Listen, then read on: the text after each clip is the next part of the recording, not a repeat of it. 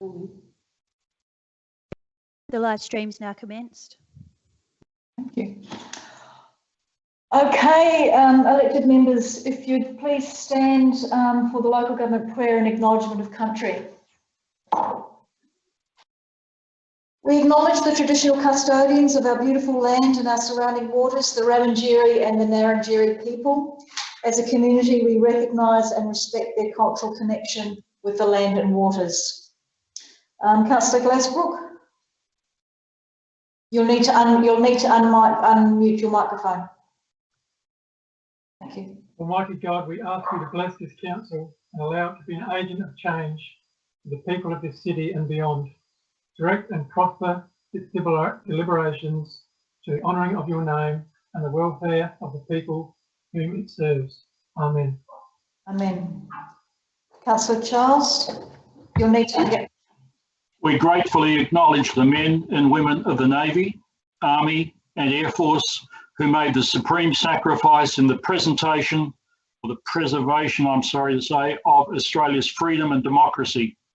We also proclaim our gratitude to those who return to us. Thank you. Thank you. Please be seated. And Councillor Charles, I think the service acknowledgement is particularly relevant today, as we've just had Anzac Day, and just letting you know that I did lay a wreath on behalf of Council under the Soldiers Memorial. So the council did have a wreath there, and Brian Littley was also there at some stage.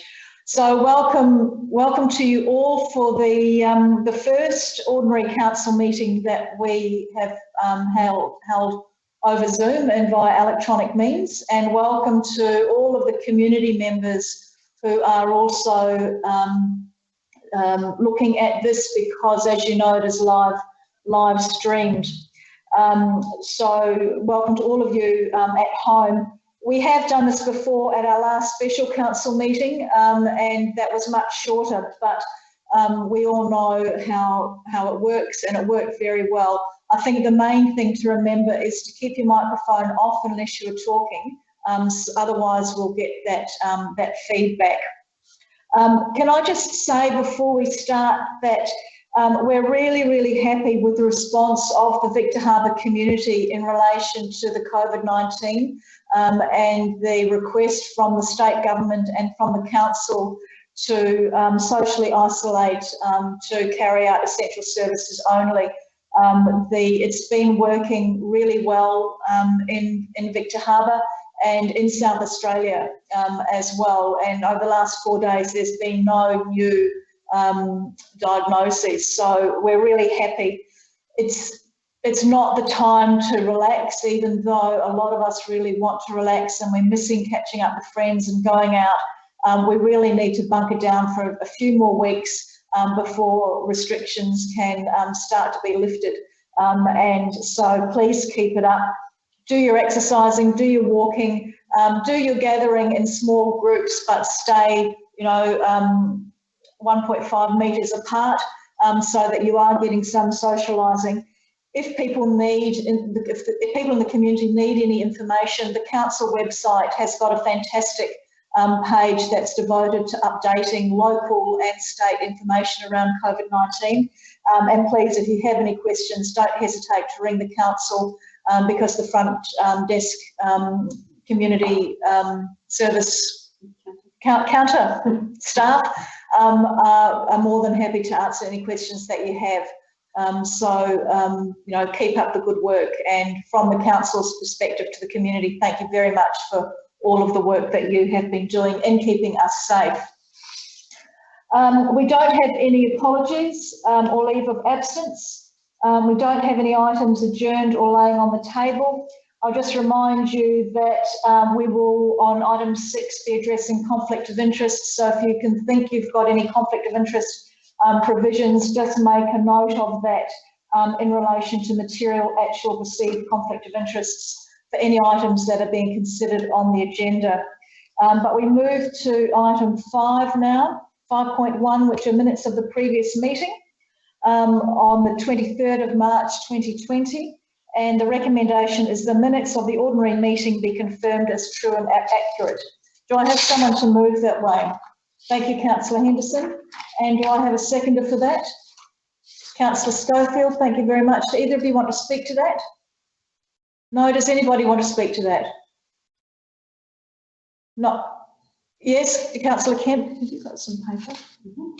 Just a clarification, Mayor Jenkins. I know it's not about this actual agenda item of this current previous council meeting, but the February 24th, when will that be discussed? The issues, I just wonder if it's in this forum or at a later date in the agenda. When you refer to February 24th, are you referring to the email that Victoria sent round in relation to the minutes of the February 24th meeting? That is correct. Just wondering when during the agenda we will be discussing that. Thank you. Well, we will discuss that when we come up to item 6, which is the item in relation to the conflict of interests. Thank you. Any further discussion on item 5.1? If not, all those in favour, can you please raise your hand and keep it there? Thank you, that's unanimously carried. Item 5.2, minutes of the special meeting of council the 27th of March. And the recommendation is that the minutes of that special council meeting be confirmed as true and accurate. Would someone like to move that way? Thank you, Councillor Hales, and seconded by Councillor Robertson. Do either of you want to speak to those minutes? Does anybody want to speak to those minutes? All those in favour of the minutes? That's carried unanimously. Thank you. Item 5.3, which is minutes of the special meeting of council on the 7th of April. And the recommendation is that the minutes of the special council on the 7th of April be confirmed as true and accurate. Would someone like to move that way? Thank you, Councillor Hales, and seconded by Councillor Robertson. Do either of you want to speak to that? Does anybody want to speak to that? All those in favour? That's carried unanimously. Thank you. Mayor Jenkins, may I ask a question, please? You can. Just for the purpose of live streaming and for the audience who are watching from home, I'm just wondering if they can see the voting, because if they can't see who's voting for what, is it best to actually name if everyone's in favour or who's against, like a division, without calling a division, so that people at home can have a see who's voting? The people at home can see, so they will be able, it's live streaming, and they will be able to see all of you on the screen as you're seeing yourselves on the screen. The last three items, I call that was unanimous, and I usually do if it's unanimous. If you would like a division at any stage, please don't hesitate to sing out, and we can have a division. But the people at home can see who is putting their hand up and who isn't. Thank you. My pleasure. Councillor Charles. Another hand up. They can always see, whilst there's not a picture on the screen which is showing the agenda or some other item, you know, in an event like that, which has happened before, people only see what's being put on the screen, the information which we're reading here in front of us and that's put up for their benefit. So we will call for a division when necessary and when we can see that happens. Yeah, absolutely. You're more than, any member is more than welcome to call for a division at any time that they like. So, I understand, and it is process. Yeah, I understand. Fine. So item 6 is the declaration of members' interests, and the first of all I'll ask if any members have any conflict of interest, whether that be actual, material or perceived conflicts for any items in this agenda. You can declare that now, but you also have the opportunity, often if there is discussion or we go on to something else, if you find or you believe that you might have a conflict of interest, you can also declare it at that time. The other thing that I will do is that I will just, because, where are we?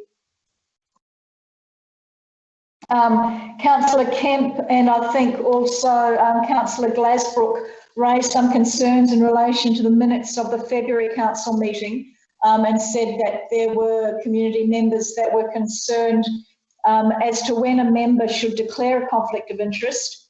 So this is a very procedural issue, and our CEO provided a written update to members and the public if they had any concerns. And I believe that Councillor Glasbrook might have provided this memo to members of the public because you asked whether or not you were able to, Tim. So if people had any concerns, they got an explanation. So in terms of conflict of interest, as you're aware, the Local Government Act requires a member to make a disclosure when they have a prescribed interest in relation to a matter arising for a decision before council or a Section 41 committee. In the past, and with the new council, there have been a number of times when members have had to be prompted or haven't undertaken the declaration of interest correctly. This has been an issue for us at the beginning before people realised what the procedure was. And so one of the things was that at the beginning of the council meetings, I would generally ask people if they had a conflict of interest, and then they were also able to raise this at specific items.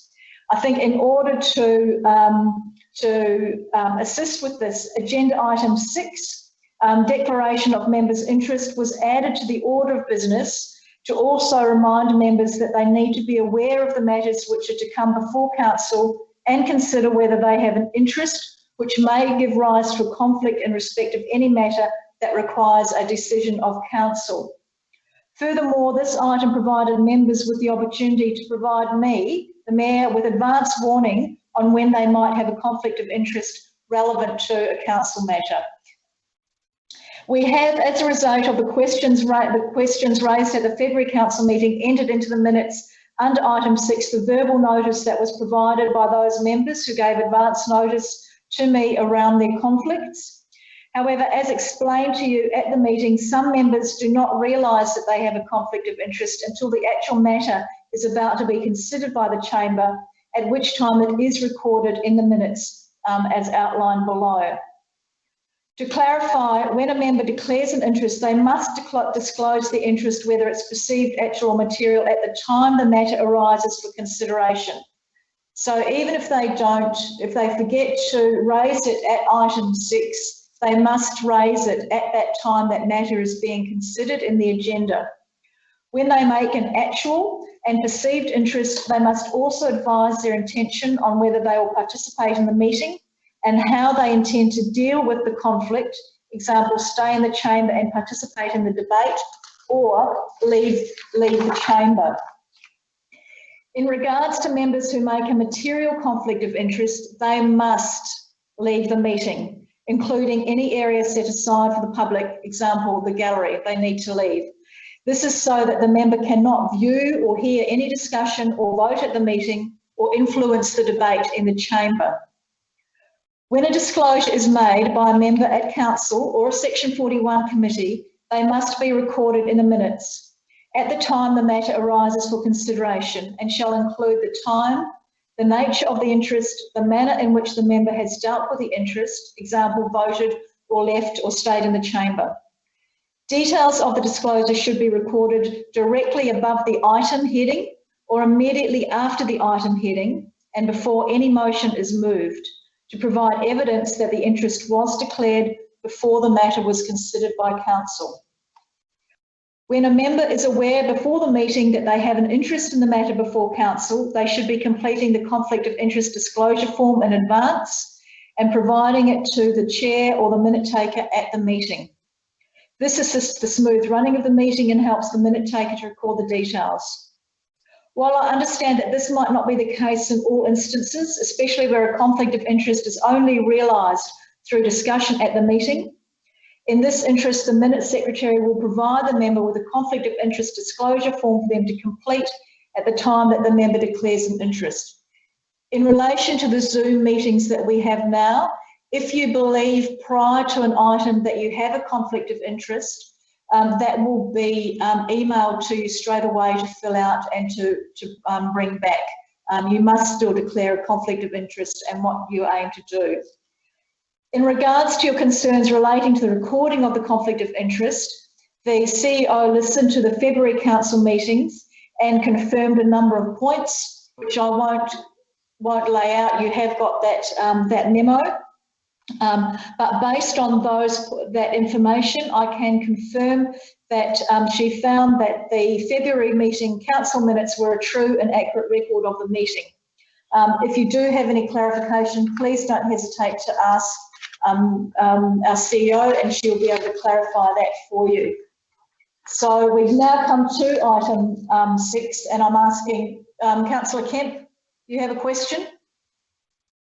Yes, I just want to thank the CEO for her response and your response there, Mayor Jenkins, but I do have to disagree with the findings. I do believe those minutes are not a true record, and I have reasons for that, and I'd just like to outlay them if I may.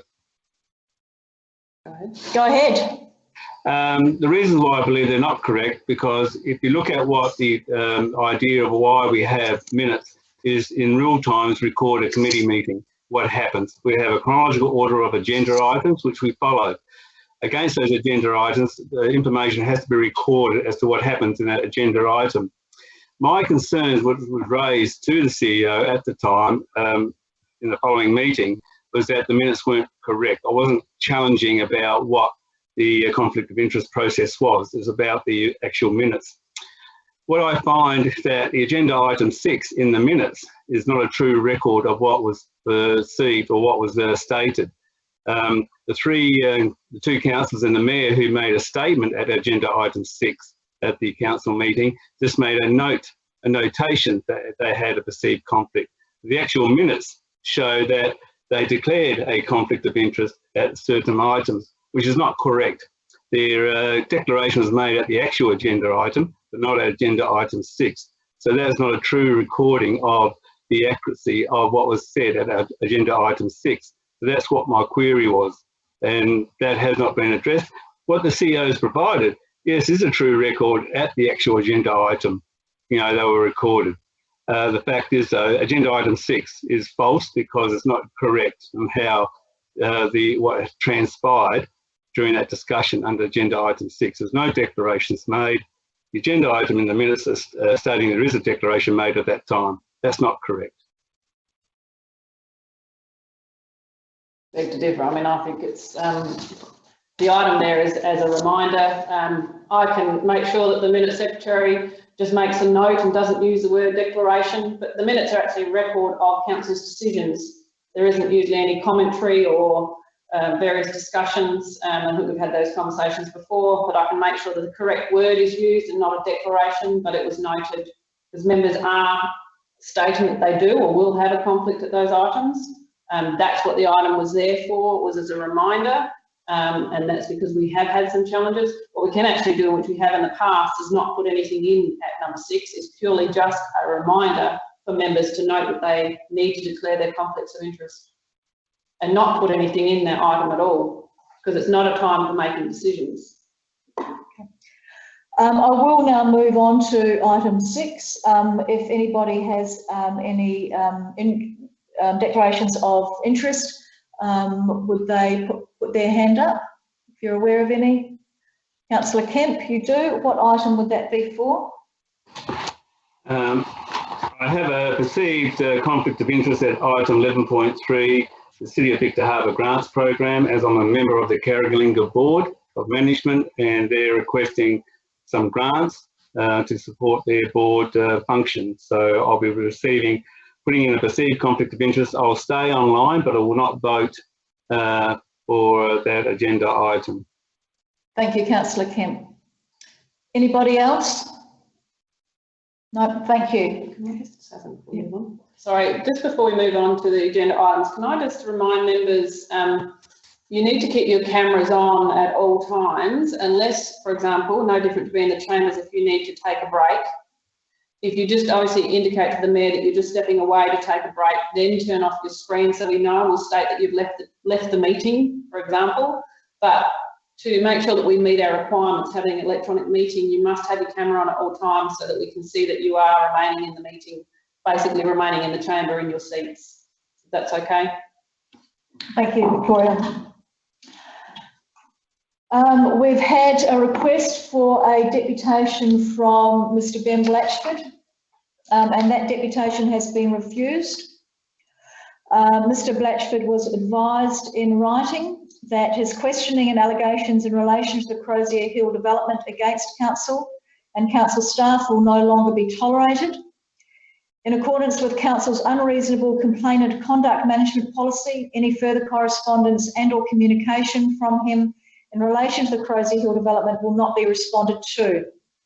I expect that any questions from the gallery presented to you that relate to some matters as already considered will be disallowed as per the provision of the Code of Practice for Meeting Procedure, subject matter already answered. And I ask that you cease from sending any further correspondence to the council on this matter. If you believe that you have a right to do so, you should direct any further allegations and or complaints to other authorities who will no doubt decide for themselves whether or not they will investigate. Therefore, as required, I refuse the request for a deputation, and I provide this report to council on Monday the 27th of April. We have had another deputation request from Mr. Wood. Mr. Wood, are you online yet? I'm just admitting the gentleman to the meeting. Thank you. Hello, Mr. Wood. Can you hear me? No, he's not. They're just still connecting. Won't be a moment. Thank you.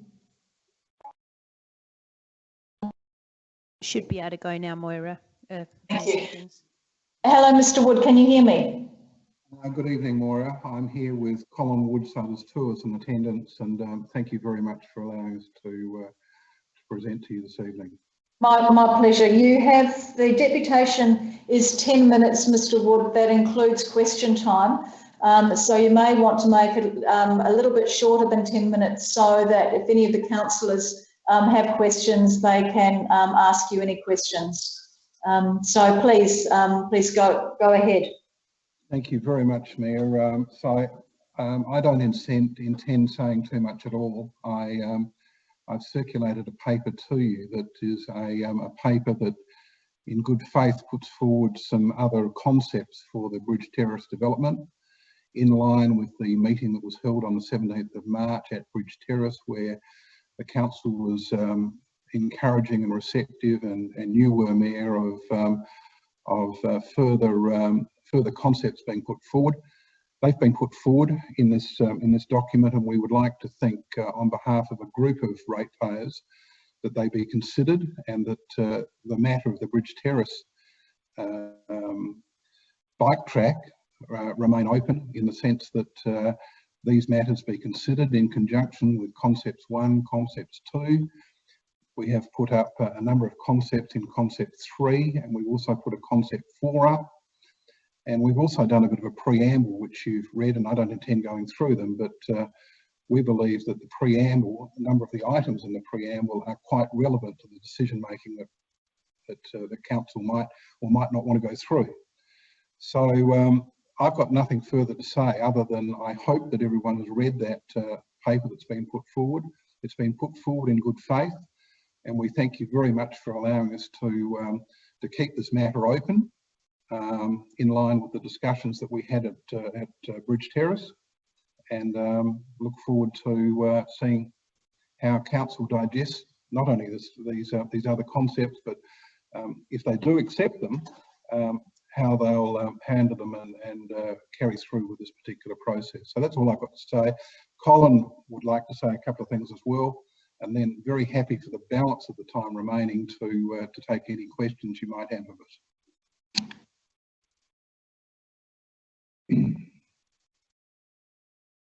I'm happy for Colin to say a few words. It is unusual. It was you that asked for the deputation, and normally if we were in the chamber, it would only be you that is saying something. But if Colin would like to say a couple of words, I'm happy to do that. I know that there were a number of people who I spoke to from Bridge Terrace yesterday when I was down there that, you know, wanted to say a few things as well. But if Colin wants to go ahead, I'm happy for that. Moira. I'd just like to say that I'm on much the same line as Chris, but I'd also like to say that what initially started off as a Encounter Bikeway project along here has sort of morphed into a renovation of the whole precinct of Bridge Terrace, and he sort of focused more on that than the bikeway. So I'm sort of saying that currently the Encounter Bikeway is going to encounter a lot of difficulties with Franklin Parade, the Policeman Point area where they have the new causeway going to land, the Hindmarsh Road bit, the Lot 51 bit on Hayward Court, plus all the streets through Haywood Street, through Hayborough. And I just sort of think that it's not a bad idea for the council to press the reset button and have a holistic approach to the bikeway so that we've got a bit of an idea of what's going on and not so focused on the Bridge Terrace area. Thank you. Does anybody have any questions for Mr. Wood?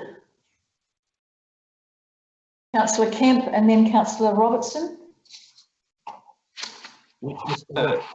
Yeah, thank you, Mayor Jenkins. Yes, Chris and Colin, thanks for your deputation and your paperwork that you sent through earlier on, outlining your issues and proposals.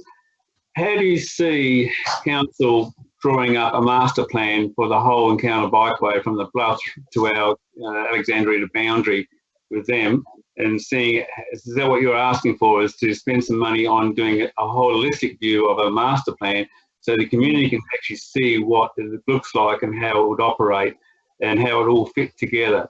Because at the moment we don't really have that vision, do we? From what I understand, we have a bike strategy that talks about how we go use bikes throughout our community, but we don't have that master plan aspect on how that bikeway and shared pathway would look. Yes, it's done in a piecemeal approach, but I do appreciate that. I think that's a great initiative that should happen. So would you like to comment on that, please? More. Councillor Kemp, this is Chris speaking.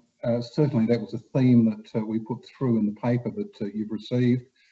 Like any type of capital expenditure or a major project, it's the norm in my experience that you have a look at the big picture first and you try and understand the route which you're going to take something like this through, so that it can be seen and digested, and that if there is any tweaking to be done, it can be tweaked off the big picture rather than pinch hit and do stuff piecemeal.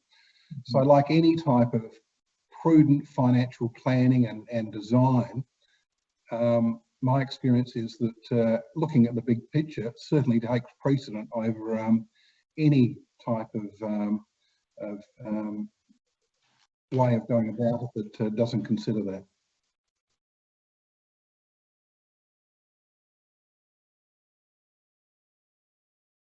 Councillor Robertson, you wanted to say something? Yes, thank you, Mayor. Yeah, Mr. Wood, thank you for standing in the background material and your 4 options, which I've read. I think 1 or 2 of those options really don't have much to do with the Bridge Terrace issue that we're looking at. Doing nothing is not an option, I don't think, and neither is the one about shutting the Grantley Avenue crossing from Bridge Terrace to Hindmarsh Road. But you know, we have as a council a vision to create that Encounter Bikeway from the Bluff right the way through to Goolwa. It's a joint project with Alexandrina. But for to be the best coastal bikeway in the world, and I think it has every chance of being that, So every step of the way, it needs to be quality experience. And so one of the things that I was hoping to see out of your deputation was how you would see the section along Bridge Terrace fitting in with the concept of best coastal bikeway in the world. But I didn't see that. It was more an issue of looking at how to divert traffic away from Bridge Terrace, or with the one option that I saw that could be resembling our focus at present, which is on the section between the Victor Harbour Yacht Club and the Hindmarsh River Bridge, that was painting some markers on the roadway, Bridge Terrace, which has merit, and in fact is probably likely to be considered for further down the next and last section that we're dealing with, which is the bikeway through Hayborough. So I would like to know if you can tell me how you see the Bridge Terrace section fitting in with the best coastal bikeway in the world. Thank you. Well, I'd like to have some chance at answering that, Andrew. And I think that you will find that the Lycra crew, the serious bikers, are never going to use the pathway or the bikeway as such, because there's going to be so much danger with prams and dogs and all the other things that you know. So wherever you're making this bike crew, well, the Lycra people are always going to ride on the road or the nearest possible way into town. So you should cater for the people that have got prams, pushers, so it doesn't have to be a super best bikeway in Australia for that very reason. Thank you. I'm just aware that we've got 1 minute left. We have Councillor Litterly and Councillor Charles want to speak. So can I just have a quick show of hands for people to let Councillor Litterly and Councillor Charles have their question? So we extend this time. Thank you very much. That's unanimous. Thank you. Councillor Litterly? You need to turn your microphone off. Yep, my question is to Chris. And Chris, I spoke with you on March 17 at the at Bridge Terrace there with that gathering there. And I left you with an undertaking, my own undertaking as an elected member, that I wouldn't be making and furthering my decision making until such time as I felt that the community, our whole community, including yourself, had been consulted with adequately. That's what I left you with there. Are you satisfied that you have been consulted with? Lovely. The consultation process has been a disjointed process, and certainly the residents and the ratepayers that met with you on the 17th of March made it quite clear that in their understanding was that the 17th of March was the first properly convened and an advertised meeting of this particular thing. So we're talking about the ball started rolling on the 17th of March. At that meeting, there was undertakings by you and the Mayor and the like that you would consider other options. And so this has been put forward in good faith. And so we're asking you to consider other options, including the options that are put down in my paper, and to exclude those options without probably working them through in the same method you put option 1 and option 2 through would be, I think, not in line with the theme of the 17th of March meeting. You've had a follow-up question, Councillor Litterly? I'm just asking again, Mr. Wood, are you satisfied that you've got that in front of us now? Before we've made any decision, moved on with any item, are you satisfied that you've put forward your case and you've had the opportunity to put forward your case as public consultation? You've given us a deputation tonight. There is a paper.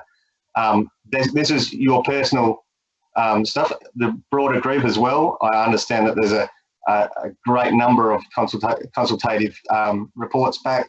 I've seen that. Are you satisfied in your own self that you've had your chance to speak and that we've heard it before any decisions are made further? I'm happy that the council is happy to take on board and digest the other 4 options that have been put up tonight. And I'd like to think that they can encompass those and work them through without making any decision tonight in relation to options 1 and options 2, which in my opinion, the outcome of those and the way they've been presented in the documentation to your agenda is not quite right. I don't think that if I was interpreting the responses the way they came back from the public, I wouldn't have been coding them to the way they've been coded to give the result that you've had to put in front of you tonight. Thank you, Councillor Litterly. Councillor Charles, you wanted to speak? Thank you.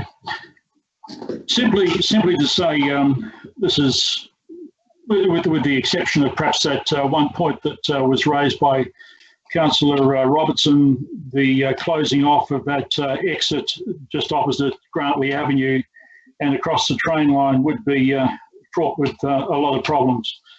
He's looking at it from the sea rescue point of view and the amount of traffic there, I'm sure.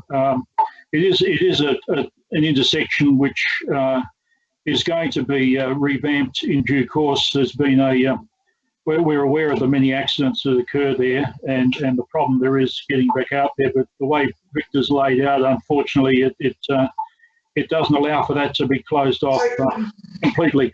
Okay, if you don't mind, I'm sorry, I'm almost there. So with the exception of that particular issue, I think it's an excellent paper that's been presented and all things should be considered and we shouldn't hasten too quickly on this particular one. It's been done, I can see, with unbiased eyes, but at the same time, with people who know that area intimately because that's where they live. Now, they don't think they're elite by any means. They're only looking at the whole thing from a cost point of view and a cost-benefit point of view.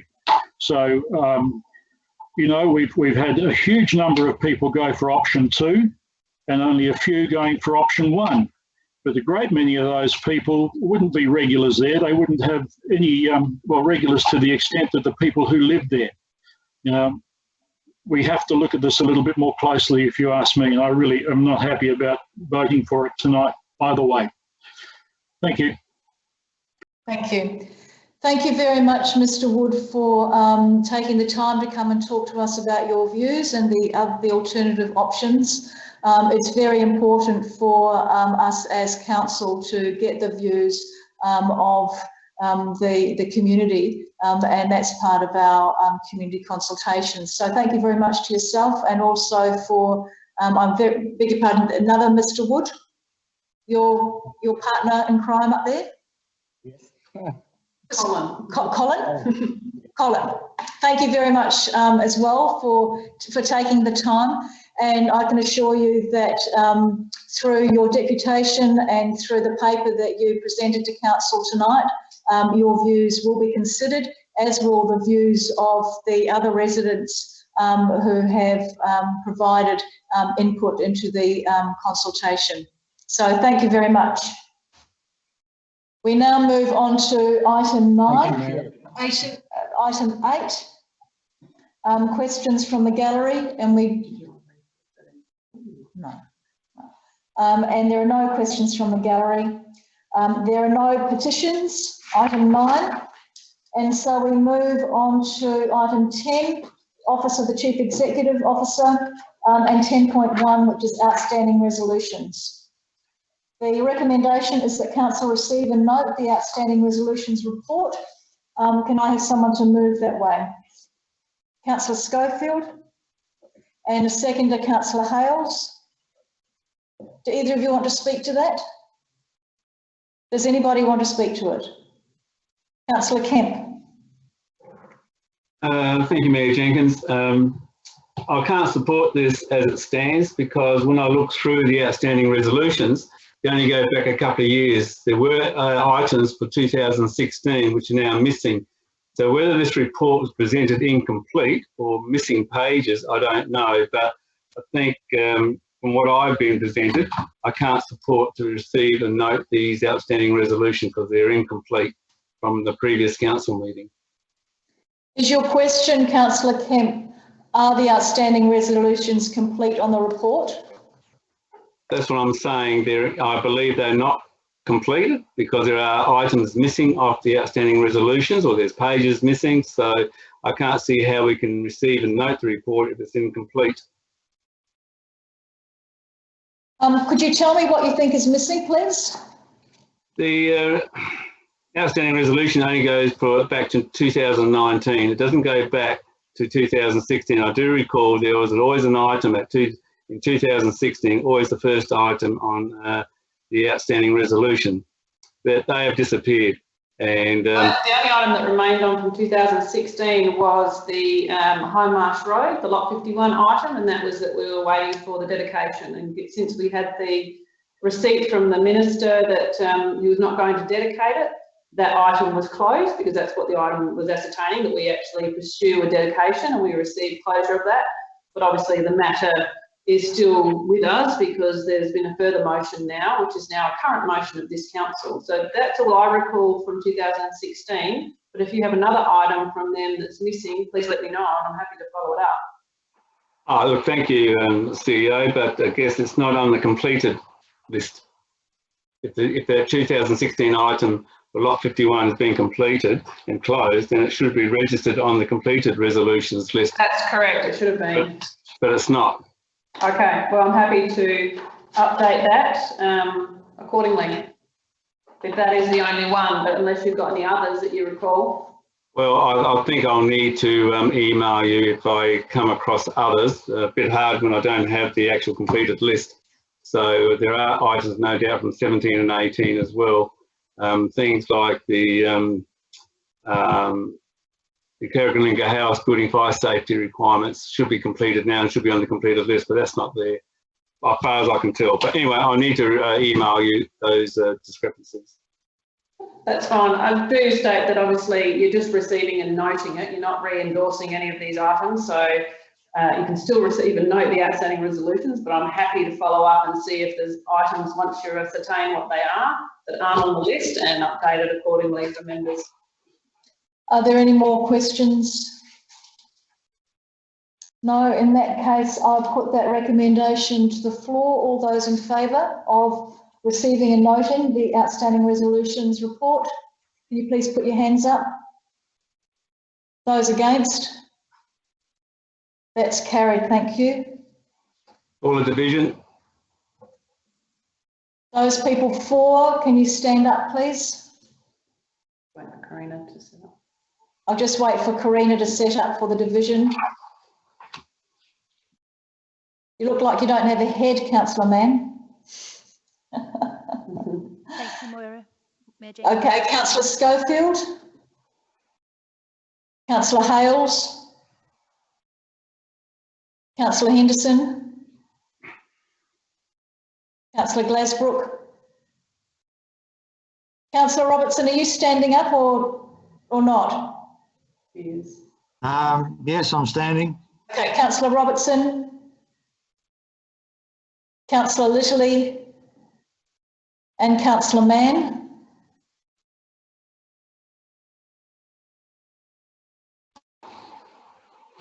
And those against are Councillor Kemp and Councillor Charles. Motion is carried.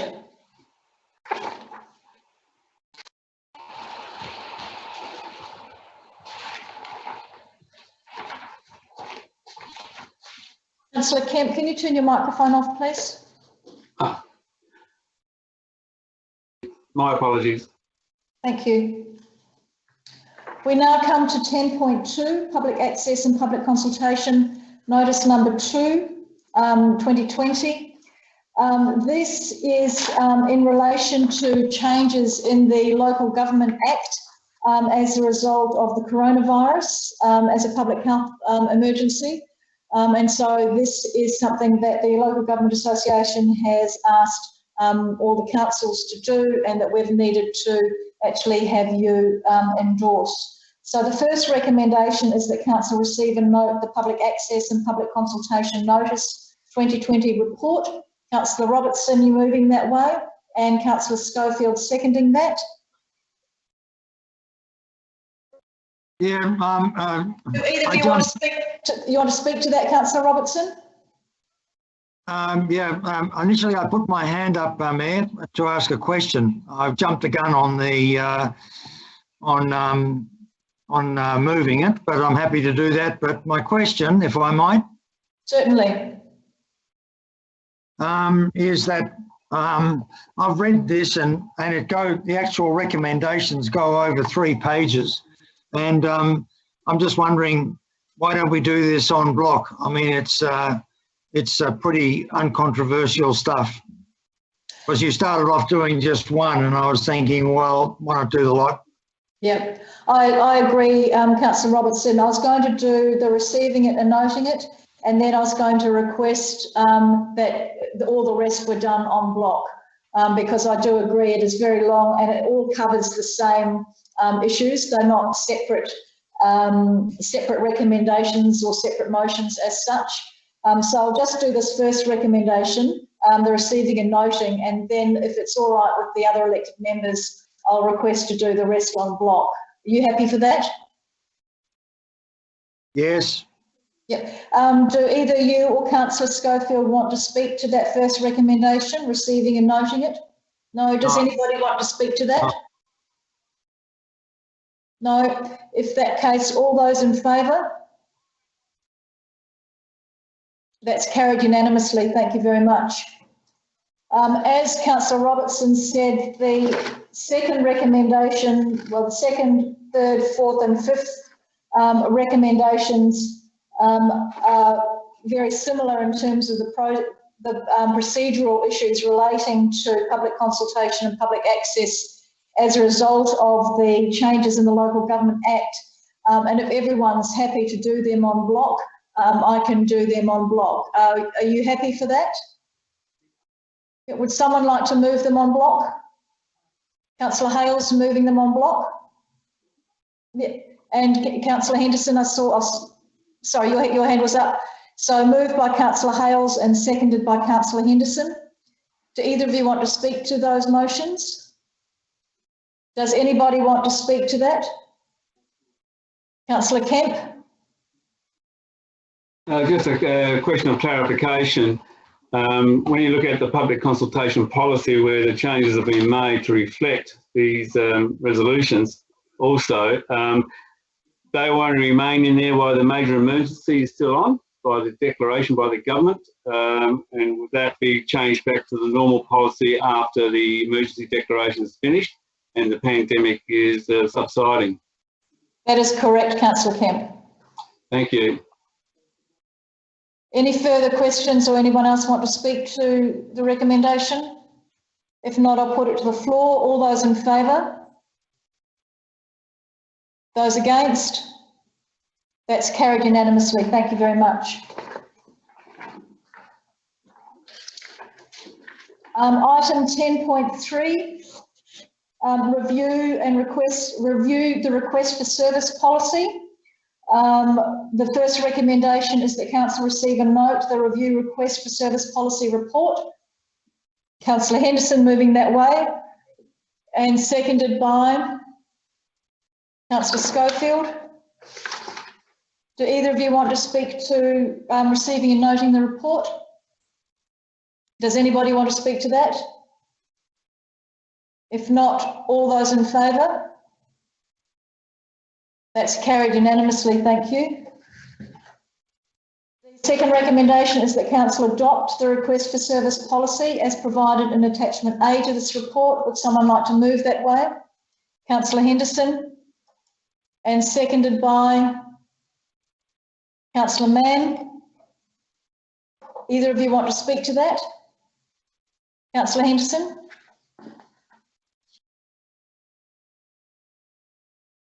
Yes, Mayor. Just a couple of minor grammatical corrections I think are necessary in attachment A. Just a little bit of proofreading. I can't help myself, sorry. Under one, I've been proofreading all my life, so I just can't help myself. Under purpose, where the second dot point down, well, before that, I think the first dot point should be on the second line down. The purpose of this policy aims to, then the dot point. And then under the second dot point where it says distinguish between request, complaints and feedback, I believe that should be request, complaint and feedback, or requests, complaints and feedback. So either both plural or both singular. Thank you very much. I think that's right. So it should be requests with an S, complaints with an S, because we do get more requests, more than one request and more than one complaint. So I think it needs to be plural. Thank you very much for that. And secondly, under scope, where it says council employees who may be involved in received, I believe that should be receipt or? Yep. Or receiving. So again, just a slight grammatical error, I believe. That's all. Thank you very much. We'll address that. Councillor Mann, did you want to speak to this? Does anybody else want to speak to this? If not, I'll put it to the vote. All those in favour? Anyone against? That's carried unanimously. Thank you. Sorry. Members, I've just been brought to my attention the last policy, which was 10.2, that we did on block. I've just been notified that because it requires, it's got delegations involved, you can't approve it on block. You need to approve each one separately for them to be effective. So I'll actually have to draw you back to them and do each one individually, 2, 3, 4 and 5. My apologies. Okay. Just I don't want it to come back later that we've not done it the correct way, so I asked you to go back to it. Okay. Sorry about that. 2/3 majority is required as well. So if you can return to Councillor Littley. It's ready to go. Sorry? It's ready to go. I was just ready to go. I was just putting my hand up. I said 2/3 majority, so I was following Councillor Charles's lead. So if we go back to 10.2, we don't need to worry about recommendation 1, but if we can go to recommendation 2, all those in favour? I just need a mover and a seconder. Oh, sorry, I need a mover and a seconder. Councillor Schofield to move. And I have a seconder, Councillor Littley, seconding that. All those in favour? That's carried unanimously, thank you. Recommendation 3. Someone move that way, Councillor Littley and Councillor Henderson seconding that. Anyone want to speak to it? All those in favour? That's carried unanimously, thank you. Recommendation 4, do I have a mover for that? Councillor Schofield and Councillor Charles seconding it. Anyone want to speak? All those in favour? Those against? That's carried. Recommendation. I beg your pardon? Someone say something? Was it carried unanimously or carried by more than 2/3? It was carried by more than 2/3, Karina. Thank you. Sorry about that. And that was recommendation 4. Recommendation 5. Now recommendation 5. Does someone want to move that way? Councillor Charles and Councillor Henderson seconding it. Anyone want to speak in relation to it? All those in favour? That's carried unanimously. Thank you.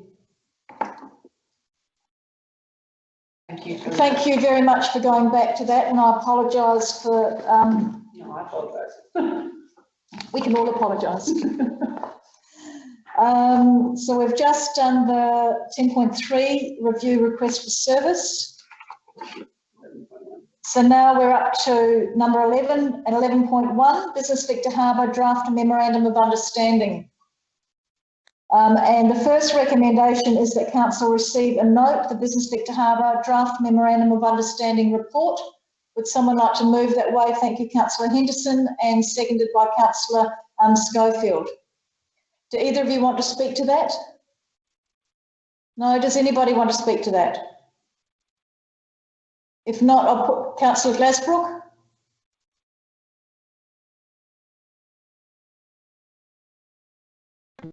Yes, thank you. I will say something. You know, I believe, I was disappointed really to see this document, and I certainly believe that Business Victor Harbor must have been very disappointed with this memorandum of understanding. I can understand why they accepted it and why they supported it, because I suppose, you know, it's better than nothing. But I just don't believe that it means anything. I don't think it gives any foundation for them at all. I think we need a strong and successful business association driven by our businesses. Without the confines of the local government and the you know, the system the local government has to work under, I think that's very important. So for that to happen, Business Victor Harbor needs some financial help. They need to appoint an executive officer to give Business Victor Harbor the ability and the capacity to undertake the initiatives that have been identified by themselves, and of course to participate fully in the opportunities that will come from council. Without this financial support from council, we may miss out on many important initiatives, economic development opportunities that will come from the people who are on the front line. It's our businesses who are out there every day doing it. So, you know, I'll support this memorandum, it's fine, but for me, it's just a nothing document. We need to support them far, far more than this. We need to support them with some money. And I'm certainly hoping that through the budget process and that we will achieve that. So, thank you.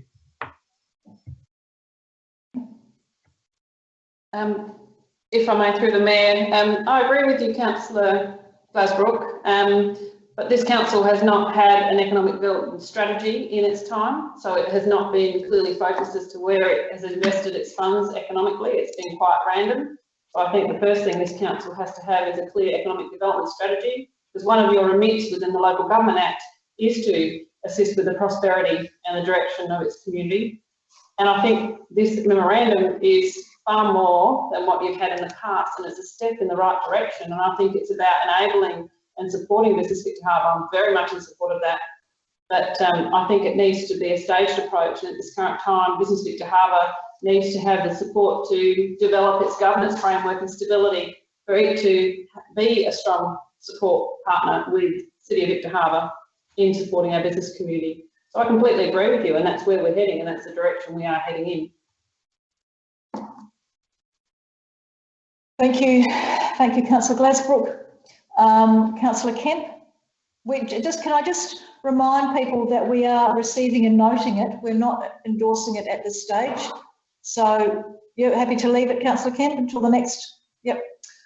All those in favour of receiving and noting the draft memorandum of understanding? Those against? Yeah, that's carried unanimously. Thank you. The second recommendation is that Council endorse the draft memorandum of understanding between the City of Victor Harbor and Business Victor Harbor and authorise the Mayor to sign the document on behalf of the Council. Would someone like to move that way? Councillor Hales, thank you, and Councillor Schofield, thank you. And can I just say, I did speak to the Chair of Business Victor Harbor this afternoon, and he reported that there hadn't been any change in the position of Business Victor Harbor since the meeting on Friday, and that although there were tweaks in the memorandum of understanding, that they hoped that they would be able to change as Business Victor Harbor developed and was able to do more on its own, that would happen later in the year, but the Board of Business Victor Harbor endorsed the current memorandum of understanding as developed. So that was Councillor Henderson and Schofield? Hales, sorry. Councillor Hales and Councillor Schofield. Hales and Schofield. Do either of you want to speak to that motion? Councillor Hales? Thank you, Mayor Jenkins. Yeah, I think what we have in front of us isn't worthless. I think it's a solid foundation for that relationship and formalises the start of it. No, it doesn't speak to everything we want it to be, but that's because it's the start. I think our chamber, we as elected members, need to be very careful about putting words in other people's mouths. The Board of Business Victor Harbor endorsed it. And so I think that we as councillors now need to do our part and follow suit. In one sentence, we say we want them to be bigger, we want them to be better, we want them to be more proactive. And in the next sentence, we say they need protection from Big Bad Council. It doesn't make sense. They have a seat at the table. They were active in the decision making around this memorandum of understanding. And if they thought they needed more time for it before it was ready for endorsement by us, the other party, they would have said so. So I think that the document we have in front of us is a good start to the relationship formally. And as we move forward, that will grow just as Business Victor Harbor continue to grow, begin to get established as the more active Chamber of Commerce as they seek to be, hopefully in partnership with Council. Thank you, Councillor Hales. Councillor Schofield, did you want to speak? Yes, I will. Look, I agree with Councillor Hales. This is a start. This is not about what we want.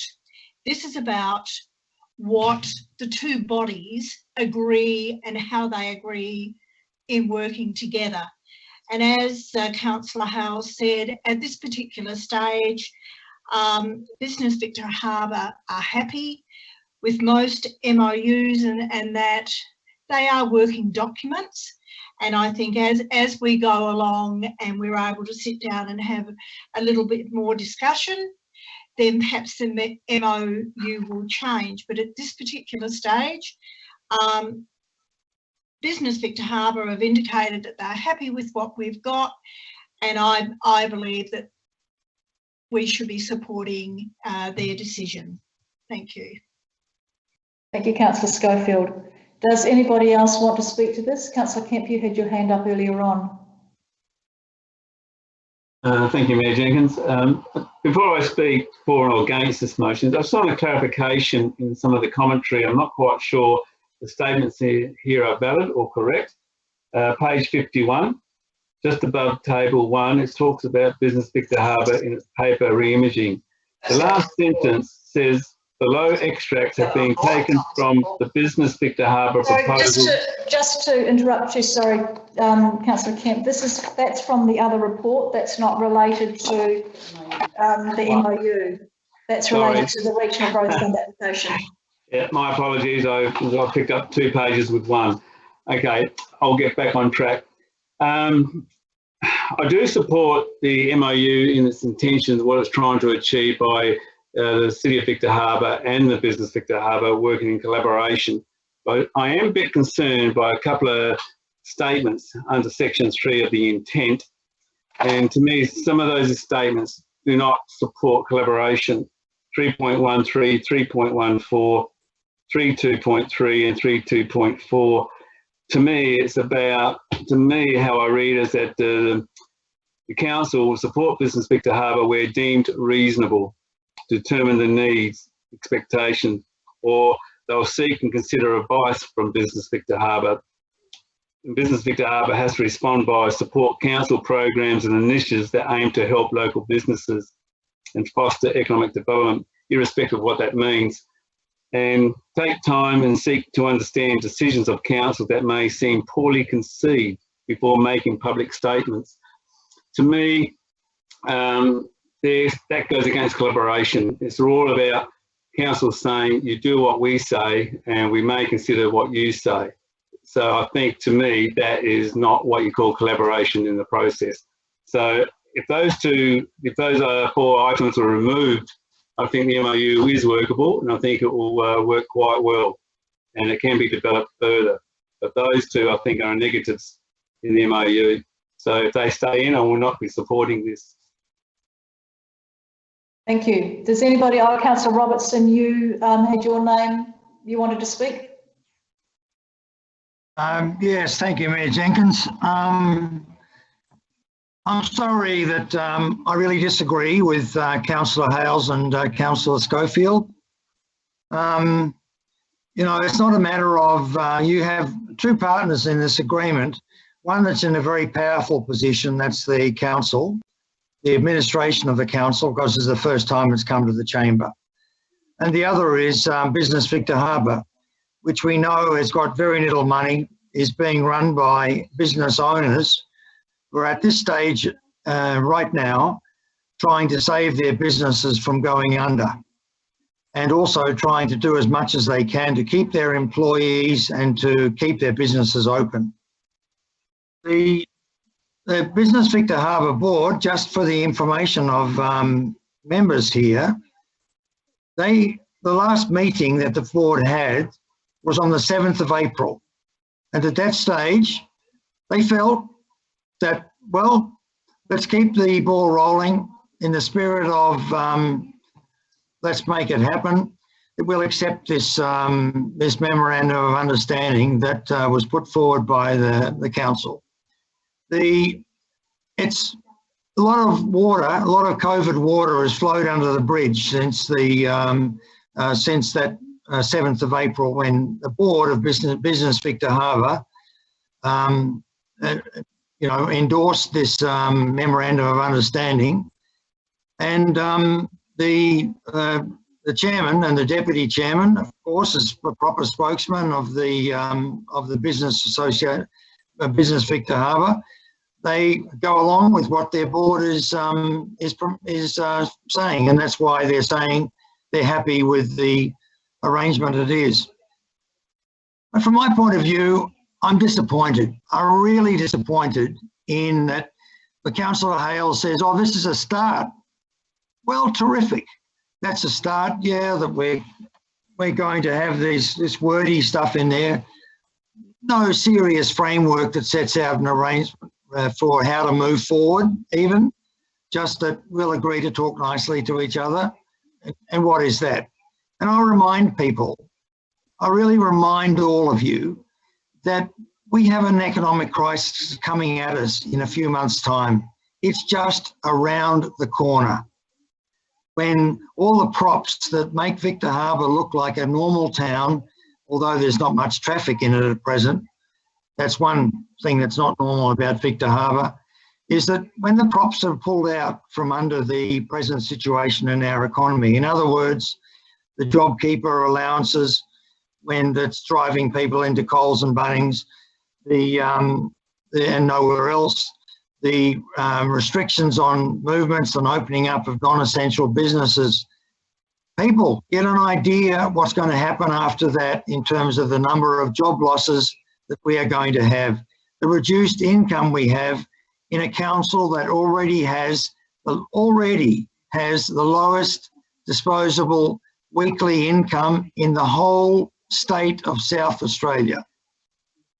It's coming at us, and we don't have a Business Victor Harbor or a Chamber of Commerce that is up and running and on its hind feet. And there's nothing in this memorandum of understanding which even suggests the administration is even interested in Business Victor Harbor getting up onto its hind feet.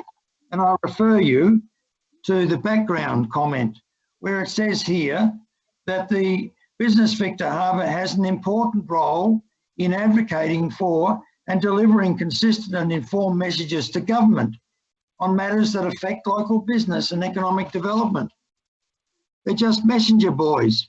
I don't see in this document here any thought, any consideration given as the senior partner in this relationship by virtue of the fact that all the staff they have and all the money they have behind them, and not recognising that Business Victor Harbor is on its knees because it has very little money and no staff at all, that's the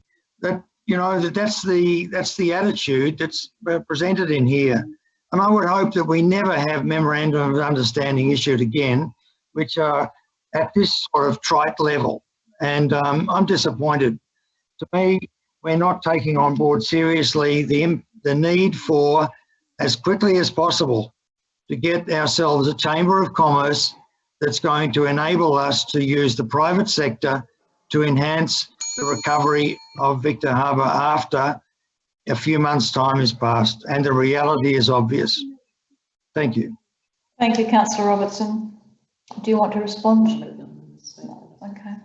Does anybody else want to speak in relation to this? Councillor Charles? Did you have your hand up to speak, Councillor Charles? You need to turn your microphone off. On. Got it. Got the right one now. There's two icons there. I was on the wrong one. Yeah, this has been described as a difficult time. It's far beyond a difficult time. I think we've really understated it. Councillor Kemp and Councillor Robertson in particular, has covered it from an economist's point of view, and I'm very glad that he's on this council. It's just appropriate, and it's just fortunate that he's on this particular council, because none of us knew we were going to have this problem 5 weeks ago. And it's a very important that we handle it as best we can. And we don't have a crystal ball, but I think we do know that as soon as the government do withdraw the support they've got, which is insufficient for many. I mean, I'm still working, not much, but I'm still working, and I feel embarrassed driving past Centrelink for one thing. I feel embarrassed that I have work. It's a very, very sad situation. Now, we've got some people out there in the Business Association, which has also come of age at the right time. Prior to this, I wouldn't have given them anything. But the new bunch of people that are with that committee know what they're doing, have proven track records, and they're people that we need to trust to relaunch things. Now, some of us come with silver spoons in our mouths from our backgrounds and our businesses.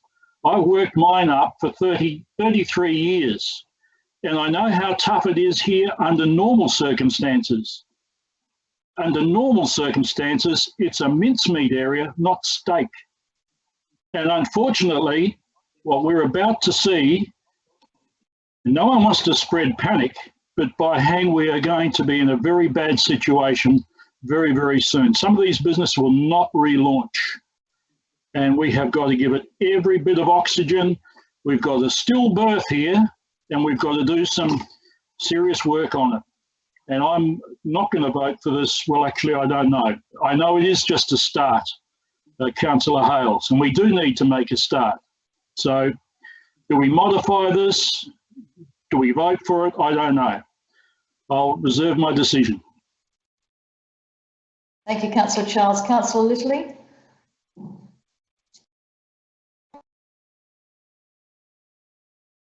All right, I was just trying to get my mouse to work to go on to mute. Yeah, I'm hearing what Councillor Robertson, Councillor Kemp, Councillor Charles are saying. Also listening to what Councillor Hales has said. I think that this is an important step to move forward tonight, and we should be adopting this, endorsing this memorandum of understanding, because it has come in conjunction with Business Victor Harbor. Councillor Charles, you've just said that we have some people on board in Business Victor Harbor now that you have some faith in that can take this forward. I agree wholeheartedly, and I think we should be backing them in and coming along together. Councillor Robertson, you made some really good points about the storm that is coming. We have to get some semblance of a boat to manage that storm. We have to be somewhat ready, and this is is going to be upon us very quickly. Yes. Yeah. Can we tinker around the edges? Can we strengthen this up? Absolutely, we can. But unless we go along with the people who have sat at the table and talked to us, and we start showing that we are listening, and this is the start of listening, I don't think we're going to have the ability to manage that tinker around the edges and build upon a start and make something very strong. I think the time is for action now, and this is the first bit of action we can do, and we can keep working on it, and we can keep bringing it back to the table every meeting if we need to, because that's the response we need to have. We need to be on top of it, and we need to be right there by their side and bringing people into the play. Councillor Litterly. I know that on Friday the CEO and Mark Crisabilla from the Economic Development team and myself met with the Chair and Vice Chair and one of the board members from Business Victor Harbour, and talked through both the Memorandum of Understanding and the type of relationship that they would like to have with Council, and that we would like to have with Council, and the sorts of ways that Council can help them get on their feet and develop more strategies to actually run things themselves. And we left very, very, I think, happy that everybody was on the same page and wanting to move forward together, and recognising that this was a new chapter in the relationship between Business Victor Harbour and the Council. Councillor Henderson, your hand's up. Do you want to speak? Yes, thank you, Mayor. I just want to say I will be supporting this, because this is what Business Victor Harbour wants. This is what the group have strongly supported, that even as of today, as you said, Mayor, if we don't support it, then we're denying them the opportunity. It is a start. It can be tweaked and developed into the future. But if we don't give them this opportunity to start with this memorandum as it sits now, then we're denying them something that they want. And I don't feel we have the right to deny them that. Thank you, Councillor Henderson. If there's no further comments, Councillor Glasbrook, you haven't spoken on this? No? Would you like to say something? I've spoken enough, but I will just add, we're not giving them anything. That's what I'm trying. In my opinion, I support them 100%. They have asked for something. They've asked for some financial support. This memorandum is not giving them anything. That's my strong opinion. I'll support it. But this is not what they've asked for by any means. They've asked for much, much more than this. And all they're getting is a couple of pieces of paper that don't mean very much at all. That's where my disappointment comes from. Thank you, Councillor Glasbrook. If there's no more comments, I'll put this on Councillor Mann. You've spoken, Councillor Robertson. Councillor Mann.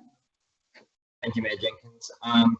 Yeah, I acknowledge and I agree with the points that have been expressed tonight. I know there are difficult times coming ahead, and as we get out of the COVID issues that are facing, it is going to be a tough environment for all businesses and people in our community. And I guess it's how can we work with the community and Business Victor Harbour being part of that community to help our community get back up on their feet again. And I think that's where the passion behind some of the discussion tonight has been, and I respect that and I agree with it. I think that, as it has been said, this is an important step. This is what needs to be done, whether you're in commercial businesses, government memorandum of understandings are important and are that first building block which we can continue to build upon. And I agree with that respect. I think one important clause though of the memorandum, and I'll direct you to it, is clause 5, representation. And it says, operating in a small community means that messages can be misunderstood and misinterpreted. It is acknowledged that official positions of each organisation can only be relied on upon when issued by the following office bearers or roles. So I just think it's important that we take that clause, because the official word coming out of Business Victor Harbour is that they're in support of this memorandum of understanding. So whilst there's a lot of other talk and it could be misunderstanding, misinterpreted, I think that's what we need to fall back on, is that clause, and that Business Victor Harbour want us to support this. they support it, so we should too. Thanks. Thank you, Councillor Mann. I'll put the recommendation to the floor. All those in favour? That's carried. Those against? That's carried. Thank you very much. Do you want a division, Councillor Kemp? Yes. Yes, you've asked me, Jenkins. Yes, why not? I'd like a division. Thank you. You like a division? All those in favour, please stand up. I'll just wait for Karina to get ready.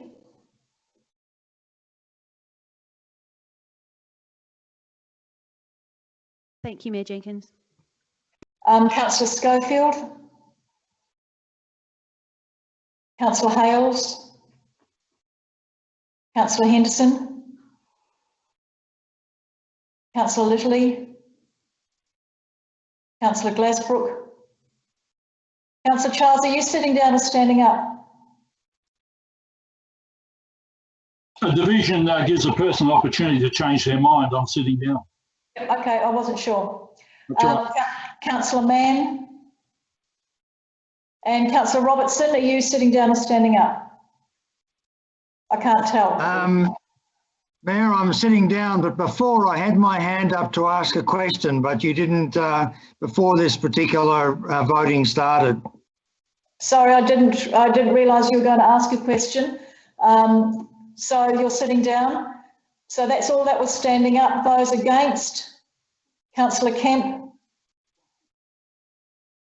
Councillor Charles. And Councillor Robertson. I apologise, Councillor Robertson. I didn't realise that you had a question to ask. I thought that your hand was up because you were voting in the affirmative. No, Motion carried. No, Mayor, I thought that, I think you thought that I was just, you'd shut me down before when you said that I'd already spoken, but I couldn't get a word in to say I had a question before the voting started. I beg your pardon. We now move on to, do you still want to ask your question even though we've voted on this? Yes, the question was, I was going to ask if Councillor Kemp was going to was going to make an amendment to that motion to take out the various items in the intent, which are not focused on collaboration. Yeah, that he didn't. Councillor Kemp did not do that prior to the motion being carried. So we'll move on to 11.2, the Regional Growth Fund application. And the first recommendation is that Council receive and note the Regional Growth Fund application report. Councillor Schofield moving that way and seconded by Councillor Henderson. Do either of you want to speak to the report? Does anybody want to speak to the report? All those in favour? That's carried unanimously, thank you. The second recommendation is that Council endorse the lodgement of a funding application under the South Australian Government's Regional Growth Program to support the Victor Harbour Place brand implementation and investment attraction project. Would someone like to move that way? Councillor Schofield, thank you, and Councillor Littley seconding it. Either of you want to speak to that? Councillor Littley, did you want to speak to that? No. Councillor Glasbrook, you want to speak to that?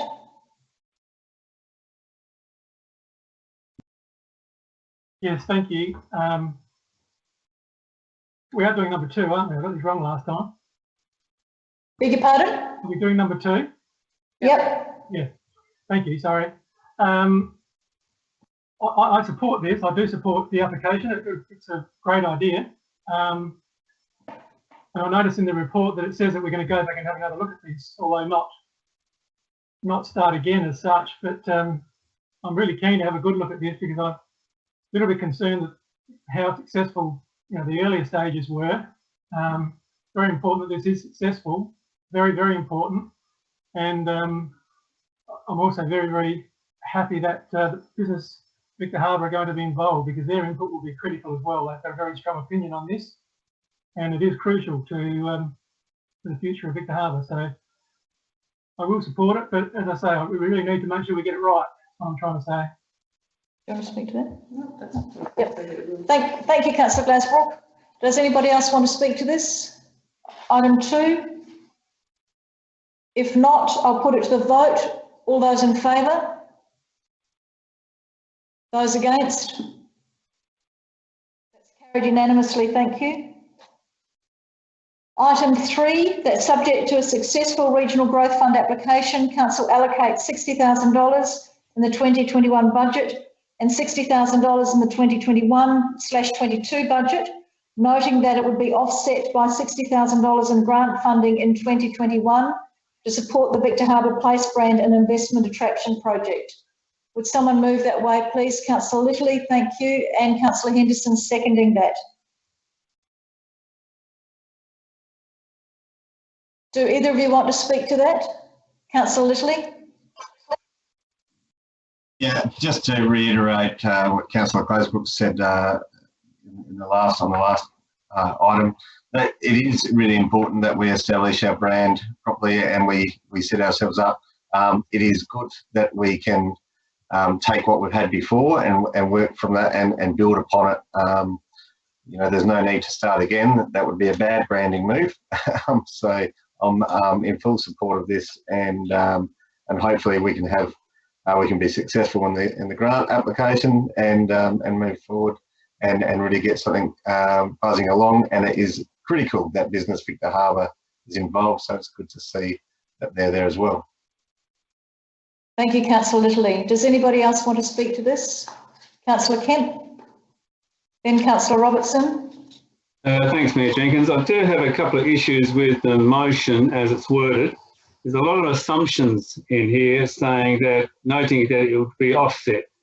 I would like to change that to subject to grant funding, because there's no guarantee we'll get it. So that may make a difference to how we vote on this, the way it's worded. We've got to use the proper language when we set these things up. And I'm a bit concerned about budgeting 2 years in advance for 2022, 21-22, because a lot of things can change in that meantime. So I would like to see the language changed to do, well, I can do an amendment, I suppose, but basically seek the leave of the, sorry? So if I just draw your attention to the first line there, Councillor Kemp, it says that's subject to a successful growth fund application. So if we're not successful in the growth fund application, then none of that will happen. Yeah, so that first line addresses those concerns that you had. Thank you. I was just focusing on one section there, but I still have concerns about budgeting 2 years out and locking us into something which may change. But that will remain with the chamber. But I do have a query on page 51 in the commentary. It talks about, just below the table 1, that apparently there was, during the public consultation on the Council's 2021 annual business plan and budget, have we done a public consultation on that yet? Because this is what annoys me about language and information presented to Council to support the motions. If the information is not correct or not valid, it puts a bit of a mockery on the motion. So those types of aspects. And the other one is also the paragraph above, talks about the Economic Development Strategy Working Party. We've had no reports from that party on how they're developing their strategy and moving forward. And here we are trying to get some funding put together. And I'm not quite sure how that money will be spent, or whether it be quarantined for that working party to look at it as part of the strategy, or is it just Council getting money to drive its own programs? If that could be answered by the CEO. Thank you. Yes, through the Mayor, and Graham Pathouse may want to contribute or add to this if I miss any points. Just going back to your questions around the recommendation, the reason why we're looking at a commitment from Council for both financial years, because that's showing the government in our application that it is a 2-year project and Council is prepared to commit for the 2 years if they're to fund it. And at any time, if council wishes to contribute more funds, or if the project does change its course, then we'd obviously need to communicate with the funding body, and there's ability to do that at that time, but that's around supporting, council showing its support longer term. In regards to the comments you've made on page 51, I believe that was in reference to that we were engaging with our community regarding our preparation of our budgets. So we've obviously made the community, we were aware we were doing our preparation of annual business plan and budget during that time when we received the presentation from Business Victor Harbor, specifically around their funding proposals, and that was early on in the month. But I understand your point you're making there, because we haven't actually broadly consulted on the annual business plan and budget of this council, because we haven't actually set it as yet. So that's probably could have been worded a bit better, and I agree with you there. Sorry, if you can just clarify the next question. The paragraph above, CEO, where the Economic Development Strategy Working Party, as far as I'm concerned, we've received no reports from them as to how they're progressing the strategy that was put up as a draft document. So how does all this funding sit there within that strategy, and how we go be looking at the expenditure of these funds and how they're going to be expended? And yes, I recall the question now, so thank you for that. So we did outline today, so both Councillor Hales and Councillor Robertson sit on that working party with other independent members. And my understanding is that they've sought a fair bit of feedback from various business groups, including Business Victor Harbor, in regards to the strategy, and that's coming back to a CASPAC meeting on the 5th of May, is my understanding. To my knowledge, I haven't seen the draft strategy myself because it's still being worked on, is that the majority of the items in this report, actually both of these items, were drawn upon out of the Economic Development Strategy. There were things that the actual group were looking at, and that's why they marry in nicely with some of the items that were identified in the documentation that we received from Business Victor Harbor around branding. And that's where we've highlighted those two tables are from the actual business proposal that we received from Business Victor Harbor during that informal gathering early March, I think it was, or early April, I can't recall the date. The idea is that you adopt that strategy before you adopt your annual business plan and budget as well. Thank you for that. Thank you. Councillor Robertson, you wanted to speak? Yes, thank you, Mayor. Fully agree with the points made there by Councillor Kemp. One of the things that that comes up here again, and I go back to this issue that you know, where is Business Victor Harbor in the thinking of the council when we've got really important projects coming along, including this one, which is the branding of Victor Harbor. And you'll note in just under the project on page 52, it says here that the project will be delivered over 2 financial years utilising existing council staff resources while directly collaborating with representatives from Business Victor Harbor and other relevant community organisations. So this is essentially going to be done with existing staff resources. Because in the back here, you'll notice on page 56 that the Business Victor Harbor response saying that they're supporting the grant submission for the grant funding. The Business Victor Harbor notes here, we would however ask that there is a formal mechanism for the City of Victor Harbor to consult with, so to work together with Business Victor Harbor. So what is the arrangements with regard to the when the you know, what role Business Victor Harbor has in the work that's going to go into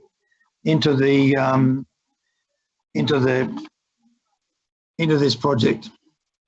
My understanding, Councillor Robertson, is that formal mechanism is actually the memorandum of understanding between Business Victor Harbor and the City of Victor Harbor.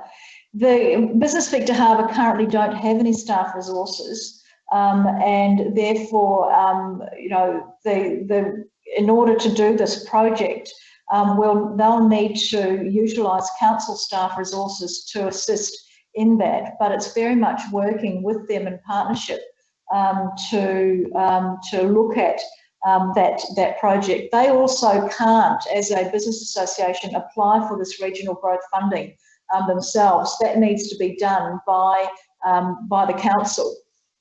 Business Victor Harbor don't have the ability to do that. So, and council can only do that if they're putting in money themselves as well. So that's part of that project. Perhaps the CEO might like to say a bit more about that. Yes, I will, through the Mayor. So the actual formal tool, so the memorandum of understanding is about that, you know, broader relationship of working together. But specifically for this project, there would need to be a formal mechanism, because obviously the intent is that we actually do work directly with Business Victor Harbor, and in fact, Business Victor Harbor have a key role in managing this project, and obviously we need to look at the resourcing around that and the management of the funding if and when we receive it. So that's still, that mechanism is still yet to be done if we are successful in this funding project. If I might have a reply, Mayor? Certainly. Well, yes, the what you talked about, the memorandum of understanding, is a document that's going to be the working mechanism for getting this going. Oh, I'm sorry, there's nothing in, as Councillor Glasbrook said. The document's vacuous. It just talks about we'll talk nicely to each other and attend each other's meetings. There's no framework at all in there for the for working out on an actual project like this one. So as I said, Councillor Robertson, I did clarify the MOU is a broader document. So I was correcting the Mayor in a sense to say that isn't the tool or the mechanism for managing this funding. There would need to be a specific mechanism for managing any funding that we allocate to Business Victor Harbor. As we do with any other body, whether it's community or private, if council was to give public money, there needs to be a formal mechanism. That mechanism is still to be created if and when we are successful with this part. And that will obviously articulate how we would expect those funds to be delivered and the role of Business Victor Harbor in this project. And we would have one for every project that we would provide funds for with Business Victor Harbor. And the just to go from that memorandum of understanding is that broad framework that underpins any work that we do with Business Victor Harbor, and then the more specific projects that we have need to have, as the CEO said, their own mechanism for addressing the issues and having a framework. Can I just also add, the memorandum is actually a really key document, regardless. I know it's not this item at the moment. You've never had anything like it in the past. Depending on who was on Business Victor Harbor, who was on the council, or who was in the administration, depending on the type of relationship that you had as a council with that organisation. The purpose of that MOU is to ensure that we are all consistent with that I'm following the lead of you as a council, because that's, you are very keen to work with this association, and you as a council are committed as a collective. And I think that's amazing reassurance to provide to that organisation, which they haven't had in the past, and that we can move forward to develop a stronger relationship and support that association to be the best it can be for our business community. And the great thing that I'm hearing from everybody here around the table tonight is that that's something that everybody wants. You know, both the CEO, myself, and all of the elected members really want a good relationship and want to be able to empower Business Victor Harbor to do more for our businesses, because as you said, Councillor Robertson, it is really hard economic times, and we really need to work with Business Victor Harbor to help the businesses as much as we can. Does anybody else want to say anything else about recommendation 3? Councillor Kemp, you've already spoken. Do you have a question? Yes, I have a question. Yep, what's your question? Look, I appreciate all the commentary, and yes, we want to support Business Victor Harbor. We want to see this progress, but all the rhetoric I've heard at the moment. What is your question, Councillor Kemp?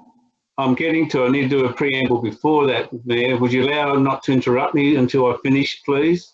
So I'm trying to get to your preamble is not part of the debate. If you can keep basically, I'll give you, and then if you can then ask your question. I'm giving you a bit of background to the question. So basically the principle of the question is, when will the council have a strategy in place to endorse and support Business Victor Harbor on their re-imaging project? which at the moment has not been discussed or looked at in any shape or form, because the MOU doesn't do that.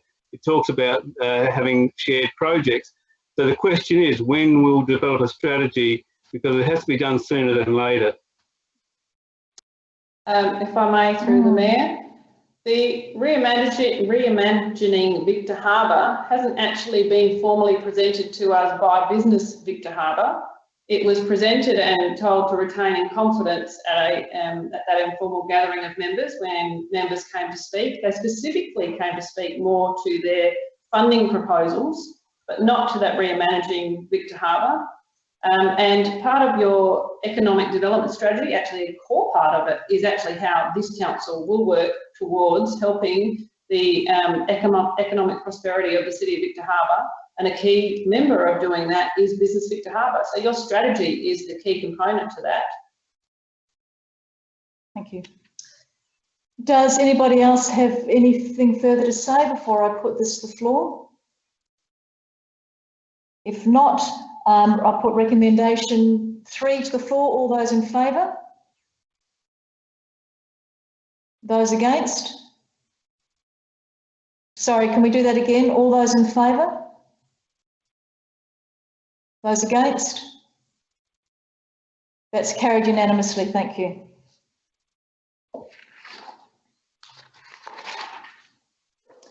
We now move to 11.3, the City of Victor Harbour grant programs, 2018-19 and 2019-20. The recommendation is that Council receive and note the report. Would someone like to move that way? Councillor Henderson and Councillor Schofield seconding it. Does anybody want to speak to that? No. All those in favour? Those against? That's carried unanimously. Thank you. Recommendation 2 is that Council approve the following 3 applications for funding under the 2019-20 City of Victor Harbour Arts and Culture Grants Program for a total amount of $5,523. Would someone like to move that way? Councillor Henderson, thank you. And Councillor Mann, thank you very much. Do either of you want to speak to that? No? Does anybody want to speak to that? Councillor Kemp? I'd like to move an alternative motion.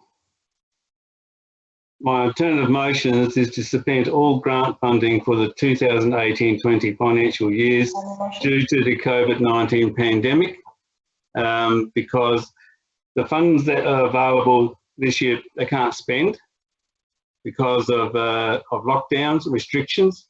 The other side of it is that under an operating budget, you can't transfer one operating budget to the next financial year. So it has to be expended this year.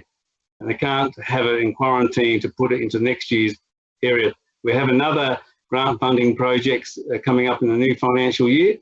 They can resubmit for that. So my motion is to suspend all grant funding for 2018-20 financial years due to the COVID-19 pandemic. So Councillor Kemp, if I can just clarify, what you attempted to move then is not a formal motion, because you just moved that we suspend all grant funding. You didn't adjourn the debate or move it to another meeting. And if it's an amendment that you're looking to move, then it's at complete odds of what the recommendation is. So if your intent is to suspend all grant funding, then I would be stating that you're foreshadowing that that's what you're looking to do. Or the other thing is you do look at a formal motion to adjourn the debate, but I'm not sure what you're trying to achieve, given there is a mover and a seconder for that motion currently on the floor. Thank you, CEO. Thank you for the clarification and giving direction. I'll move to adjourn the motion for further discussions to look at the impacts of the COVID-19 on grant funding to the next council meeting. That's a formal motion. Yep. Do you have a seconder for that formal motion? Councillor Charles? Yes, I second that. Thank you, Councillor Charles.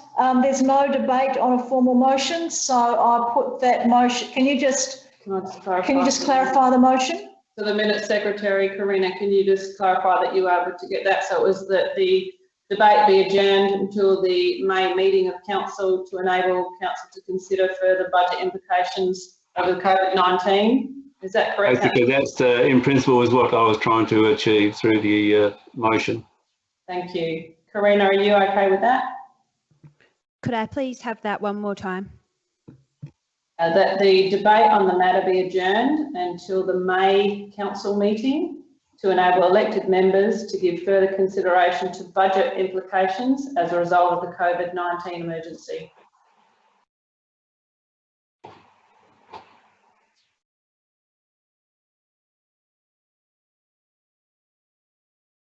Sorry, Councillor Mann, there's no debate on a formal motion. You've got a question? Thank you, Ms Jenkins. Yeah, just a question on that one. So with, I guess, putting it back a month, just a question to the CEO in terms of the implications of that on the budget, but on the funding of these applications. How, I'm looking at them now, and then I guess the other ones as well, if you could speak to, because I assume that's whether happening for just item 2 or whether it's all of them, the implications that it'll have for the projects and whether it'll put them back or prevent things from going ahead. Well, to clarify, the adjourned debate, the formal motion is only in reference to item 2. You still have other motions on the floor. It may be that unless you want to just clarify, Councillor Kemp, that you want all of these budget matters to be adjourned. Thank you, CEO. You're reading my mind. I just realised, yes, we will talk to motion 2. Yes, I prefer to amend a variation to cover all grant funding. Okay, that's fine. So going back to you, Councillor Mann, given that the grant applicants were of the understanding that they had applied for a grant and were going to receive a grant because council had budgeted accordingly, it would cease their ability to deliver on any of these projects, because that's what they've, particularly the arts one, the volunteer week small grants, obviously they are small grants and they are for the purposes of what they are intended, and as with the other items, so it would cease the ability of those artists to continue those projects. Unless council, when it comes back in May, decides to continue with the arts program as it had originally planned, and find other savings in its budgeting. So, Karina, can I just ask you to read that motion, that formal motion again, so that everyone's clear? Yes, Mayor Jenkins, it's that the matter be adjourned to the May Council meeting to enable elected members to give further considerations to the budget as a result of the COVID-19 emergency. I think Councillor Kemp had clarified that it was more than just recommendation 2, that it was the grant funding program that is adjourned, rather than the matter.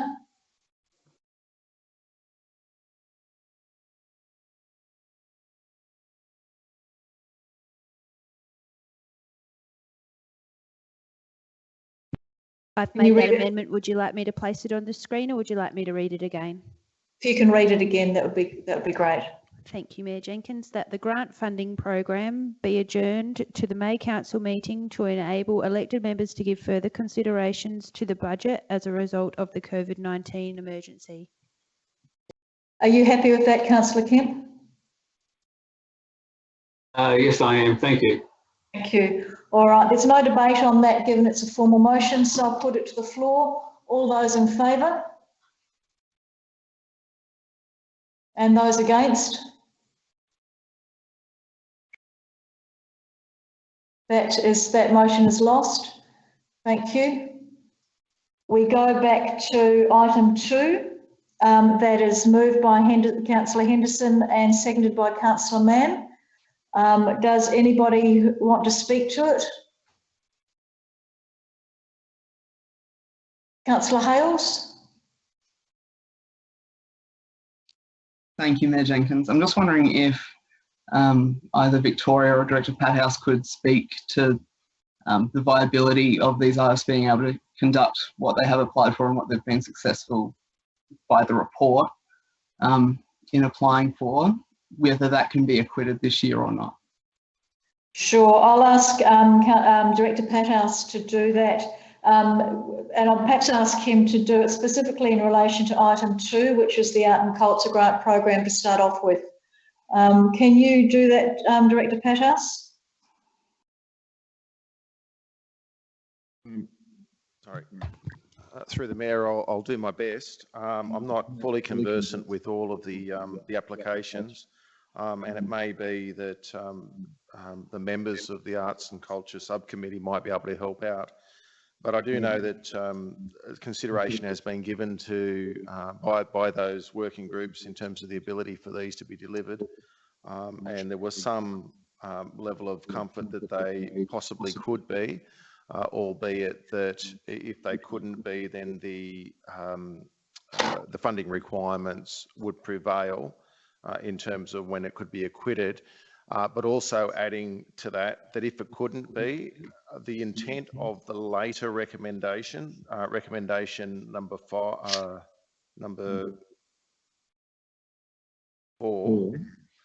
was about granting the CEO with some delegation to make some decisions as these things developed or perhaps didn't develop as the case might be, or as the circumstances arise. So hopefully that helps. Thank you. Councillor Mann, you're on the Arts and Culture Committee. Is there anything that you can shed light on, or anything that you want to say in relation to the question? Nothing, thank you, Mayor Jenkins. Nothing much more than what's been said by Director Pathouse. The applications, there's the within the grant, within the agenda, there are an explanation of it, and I guess as councillors should be able to see, there could be some instances there where the recommendation for in terms of the CEO's delegation to maybe put some of those shows back if we can't have the art. Different scheduled art shows on time. So that's a great recommendation to include in there, and I think it helps alleviate the problem of what happens in terms of when will life go back to normal and that unknown. So I think taking that into account makes a balanced result and makes sense. Thank you very much. Councillor Henderson, you'll be closing debate, so I'll just see if anybody else wants to speak to this prior to coming to you. Does anybody else, Councillor Robertson, you want to speak? Yeah, yes, thank you, Mayor. I'm looking at the some of these events in item 2. For instance, the one from Margaret Worth and Gina Elaine on page 64 is saying that that this event is being held in July, not this financial year. So the funding for that is not in this financial year, but I mean the event is not in this financial year. And the other ones, I'm not sure whether those ones, the ones from are also in later on in the year, in August, not in this financial year, but the expenditure is being incurred. So that means you're going to hand the money over before the event's been done, or you're going to hang the money over until next year. I mean, some of it does acquittal, can be in the following financial year. Graham, do you want to respond to that?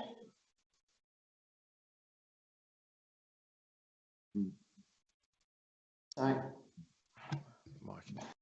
Yeah, through the Mayor, that ordinarily that would happen for certain grant programs that we have.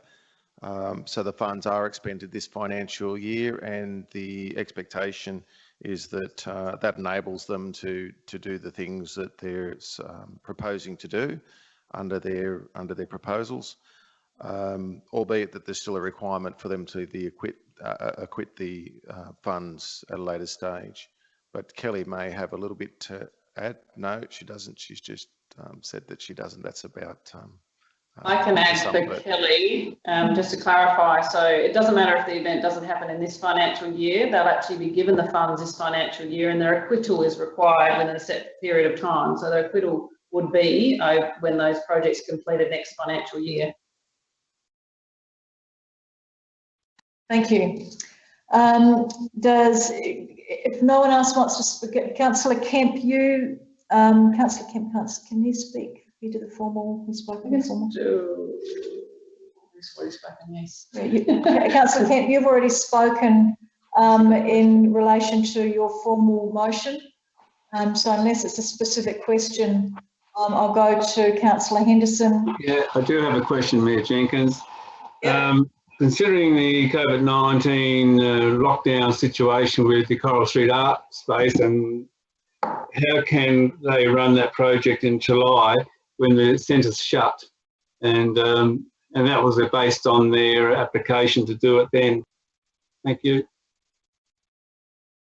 Through the Mayor, at this stage we were working on when the original emergency was called, that most of events or any gatherings, we were working based on most other organisations to the end of June, thinking there wouldn't be any lifting of restrictions until the end of June, and we would be reviewing them on an as-needs basis. So we don't actually have a time frame for the current restrictions. And again, that was partly to that second part of the recommendation, or part 4, was depending on when we're advised around restrictions, they may be lifted sooner than that, they may not. So the delegation gave some ability for me to adjust what was to happen with those funds if and when we were notified about the emergency and its lifting. Thank you. Councillor Henderson, would you like to close to Andrew Robertson?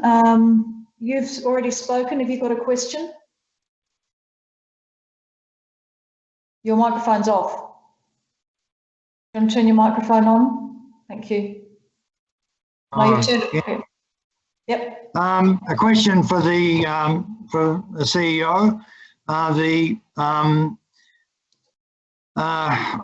I didn't realise that we were going through this process whereby with these grants we weren't expending them and the money weren't until I've looked at this item today, that we weren't delivering on them in the same financial year that they are that they're budgeted for. This is another way of passing money, operating expenses from one year to the next. So the question to the CEO is, I would hope that next financial year, that these grants are only considered if they can actually be delivered within the financial year. Yep, so obviously a number of these projects, the ones I can know that 2 of them are looking at the report. I wasn't on the reference panel or the review panel, but a number of works is that, for example, the one for Shane Bishop is around framing for an exhibition. So there's nothing to say that he can't use those funds to frame his artwork this financial year ready for an exhibition come August. So the event may be in August, but there are times where we provide funding and it's spread over 2 financial years, but the money's provided to them within this financial year, and they have acquittal requirements to report back to council. We can't specifically, I mean, we wouldn't be setting up grants when they're specifically for a project next financial year, but the artist may be undertaking works that crosses over 2 financial years. And that's obviously what needs to be explained in the acquittal. I'm not au fait with every application that was presented to the Arts and Culture Advisory Committee for each of these works, and hence I would be looking to members of that committee that reviewed them. Thank you. Councillor Henderson, would you like to close the debate? Yes, I would. Thank you, Mayor. If I can throw a little bit of light on and add to what Victoria's just said. Yes, that first item for Shane Bishop is around professional framing of some of his artwork, and of course that needs to be done ahead of time. These things can't be done overnight when the exhibition is about to occur. Same with the artworks. I mean, this is about preparing artworks for exhibitions in the future. You can't expect to give artists funding for their artwork and then produce artwork basically overnight for an exhibition. it also includes costs for exhibitions. And in the case of the third one on the list there, part of that exhibition is about bringing an expert in from Canberra who is very au fait with the type of presentation that will happen. Again, that can't happen overnight. That is a specialist person who needs to be booked well in advance. I hope that these exhibitions can go ahead once we're freed up from the lockdown that we're presently in. But if we are freed up, we need to have those exhibitions ready to still go. We can't put a hold on it and then suddenly, in a short space of time, expect the artists to put everything in motion that they may need 3, 4, 5 months to put in place. So I think it's very important to support these artists now with their ongoing plans and our ongoing plans for the Coral Street Art Space, because it's important that we open that up so people can enjoy as soon as we're able to. So I think it's important to support our artists very much as we support our business community. This is their business. Thank you, Councillor Henderson. I'll now put that recommendation 2 to the vote. All those in favour?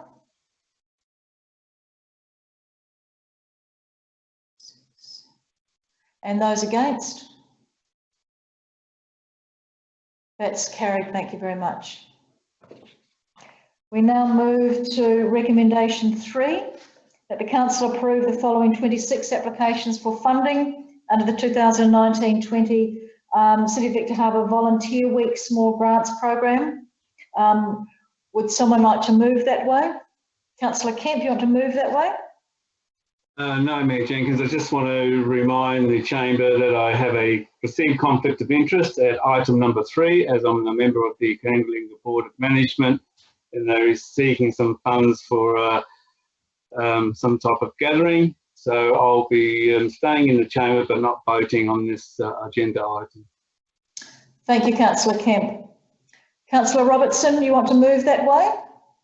No, Councillor, no, Mayor Jenkins. I'm also a member of the Lower Inman Valley Country Fire Brigade, so I'll be not voting on that. So you are saying you have a, what sort of conflict of interest? A perceived conflict of interest? Yeah. And you will be dealing with that by staying in the chamber and not voting? Exactly. Okay, thank you. Both of you will be emailed out your conflict of interest forms to fill in and to send back. Thank you. Would somebody like to move item 3?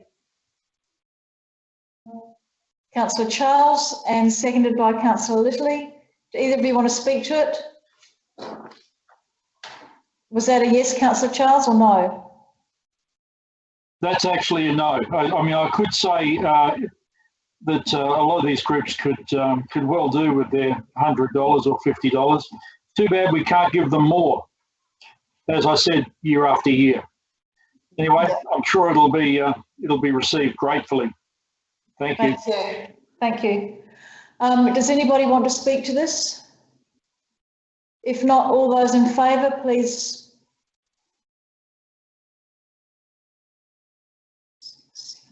That's a unanimous response, with Councillor Kemp and Councillor Robertson not voting due to a perceived conflict of interest.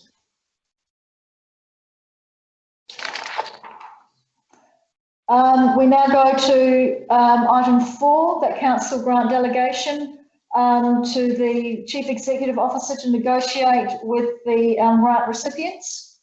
Would someone like to move that way? Councillor Schofield and Councillor Littley. Thank you very much. Do either of you want to speak to that?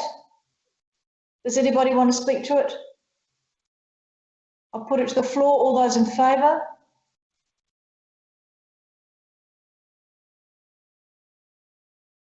That's unanimously carried. Thank you very much. Item 5, that council reallocate the remaining funds in the 2019-20 Arts and Culture Grant Program to activities and support of community and business recovery in light of the current circumstances and impact of COVID-19. Someone like to move that way? Councillor Charles and Councillor Robertson seconding it. Do either of you want to speak to it? Anyone want to speak to it? All those in favour?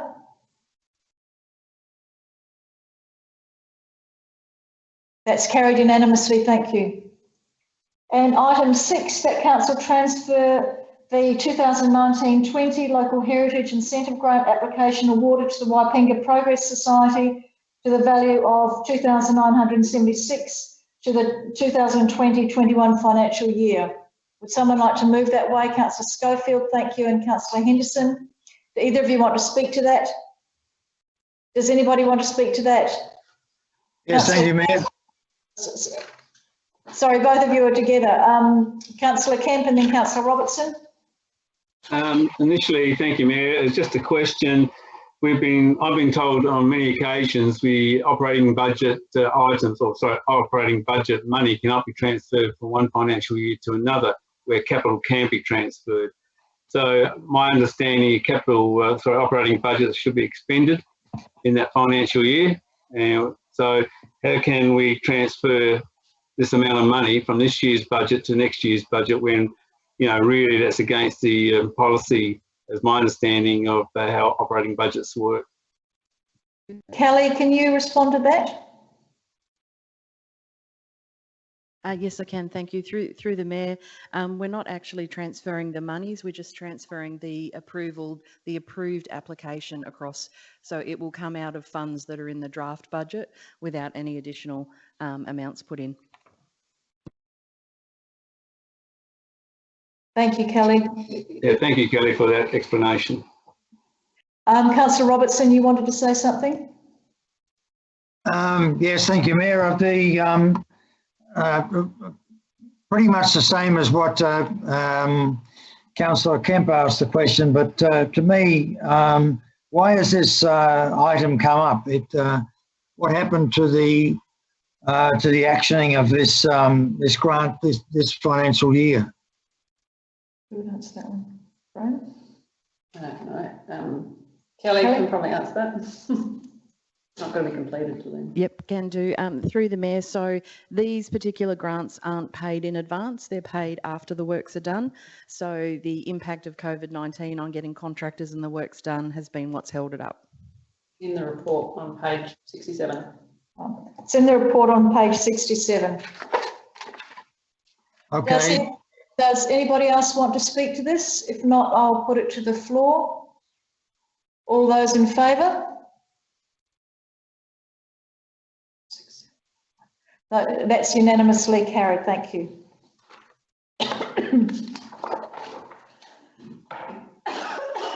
Excuse me, I'm not allowed to cough. 11.4, the Victor Harbour Building Fire Safety Committee membership appointment.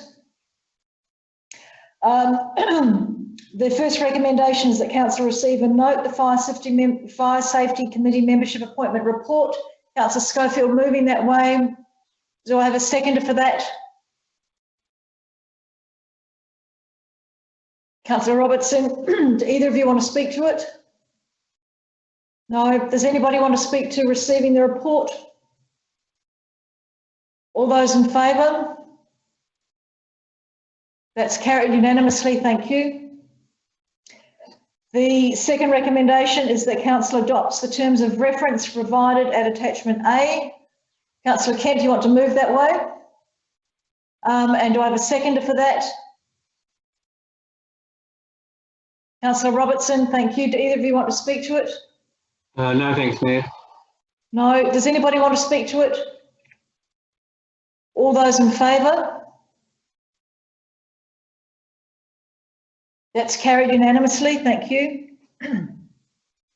And recommendation 3, that Council appoint the following members.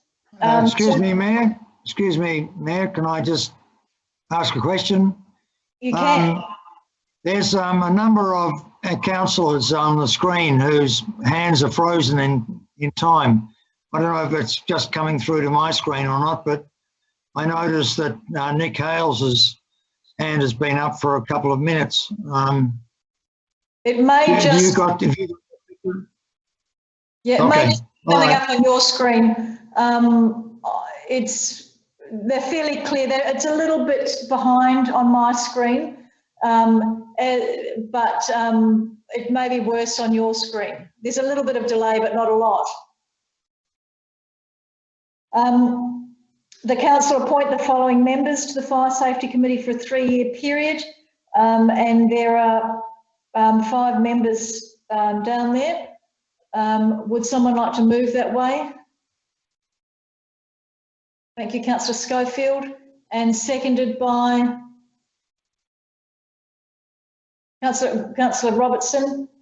Either of you want to speak to that? Anybody want to speak to that?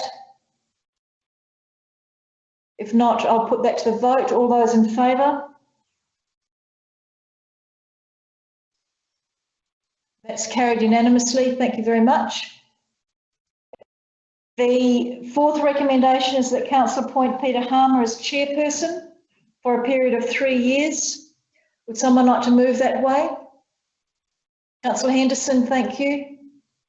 Seconded by Councillor Schofield, thank you. Do either of you want to speak to that? All those in, does anyone want to speak to that? All those in favour?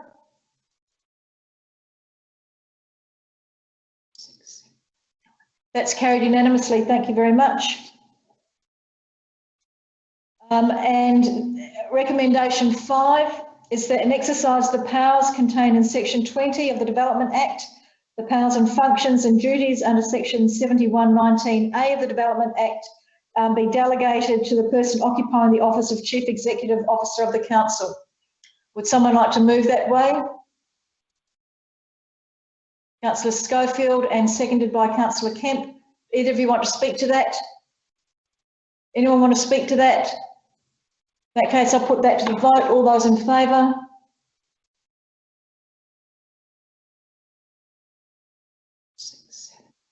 That's carried unanimously. Thank you very much.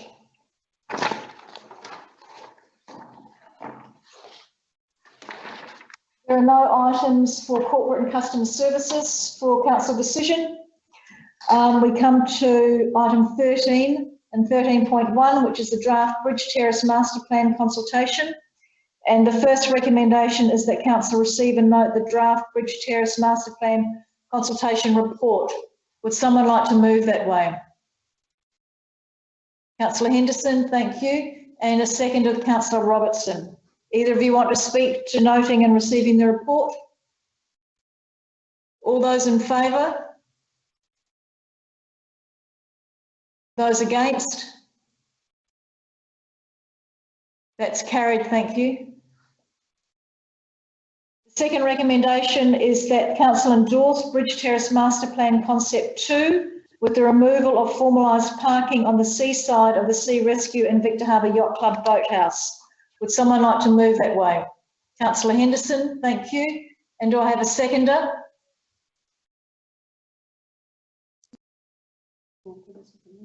Sorry? It lapsed on to the second round. Councillor Schofield, you seconding that? Does somebody want to, do either of you want to speak to that? Councillor Glasbrook, do you want to speak to that? Look, I just wanted to get in before someone else seconded it so we could maybe amend that. Just in relation to the parking, I wanted to talk to this apart from that, but one of the main things that showed up in the feedback was that people were pleased with the additional parking, and now we're taking it away. And I just thought we've gone out to consultation with a plan that included parking, which people commented on and said that they liked having the fact that there was extra parking there. I know that the Sea Rescue Squadron don't like it and the Yacht Club, but so I just wondered whether we could remove that part of the recommendation. You could vary the recommendation with the mover and the seconder if they're happy for that. Can I just ask Councillor Henderson, you're the mover, are you happy for that to be taken out? I'm very happy with that. I'm sorry, happy with what?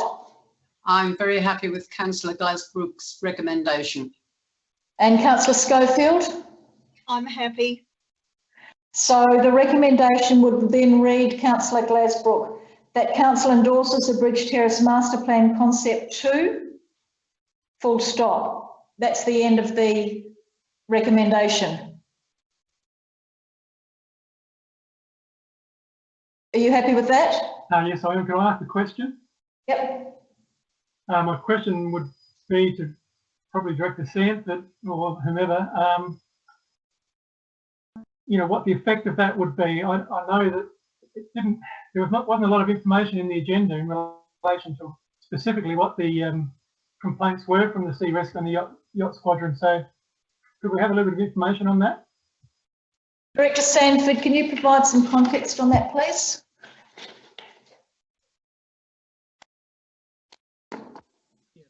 Certainly. Just the feedback that they were concerned about the parking in front of their sheds there, about parking and turning circle and areas.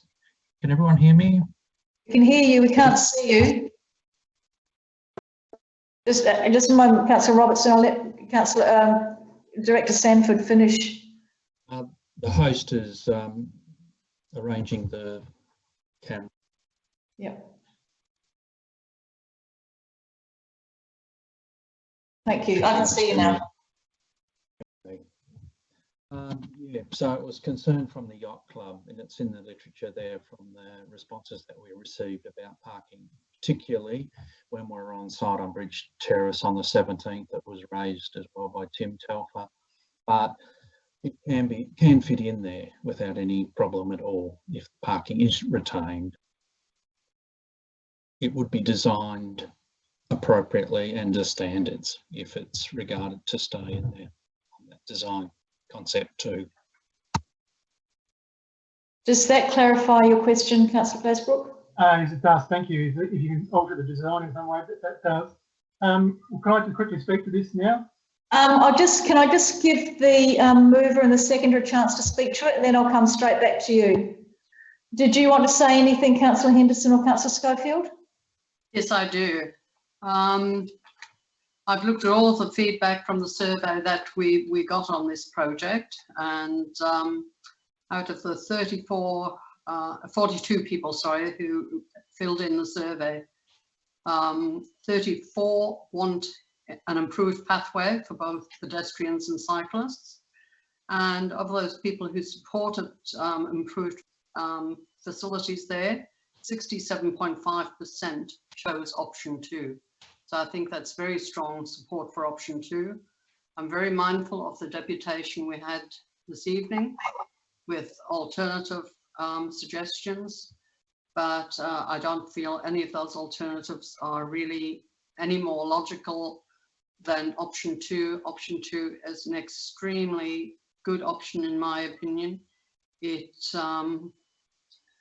had statements from a couple of respondents who said, if it's not broken, don't fix it.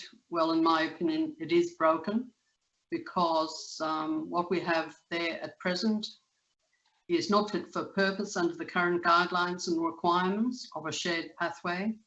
It does not give access to all in terms of ablement and disablement, whereas the proposal for option 2 does. It will give access to everyone in our community.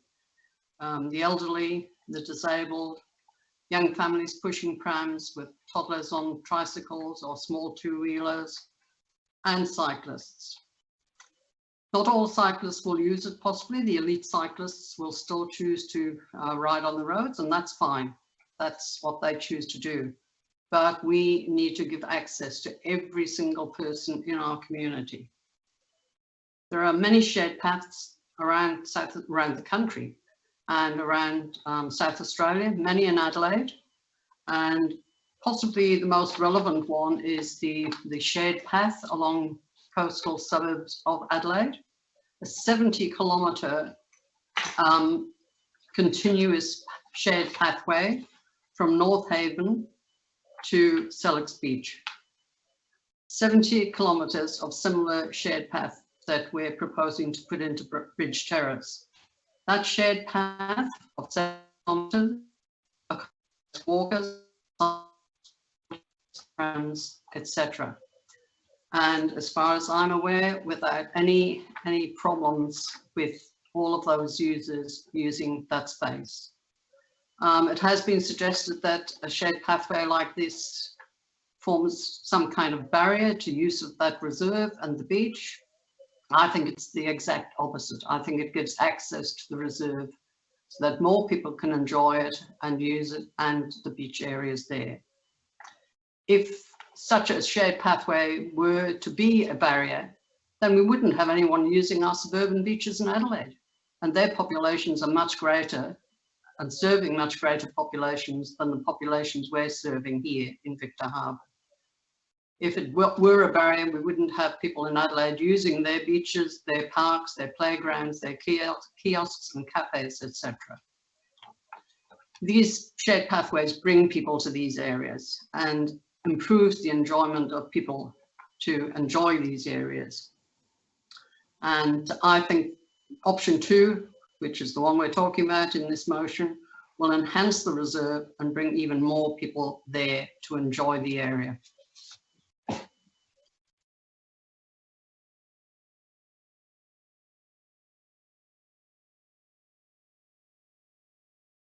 Thank you very much, Councillor Henderson. Councillor Robertson, you wanted to speak, and then Councillor Litterly, you wanted to speak as well. Yes, Mayor, just a question back to Director Sanford, if I might.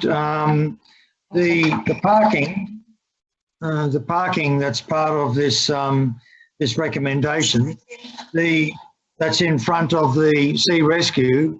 I presume that the parking will still have those first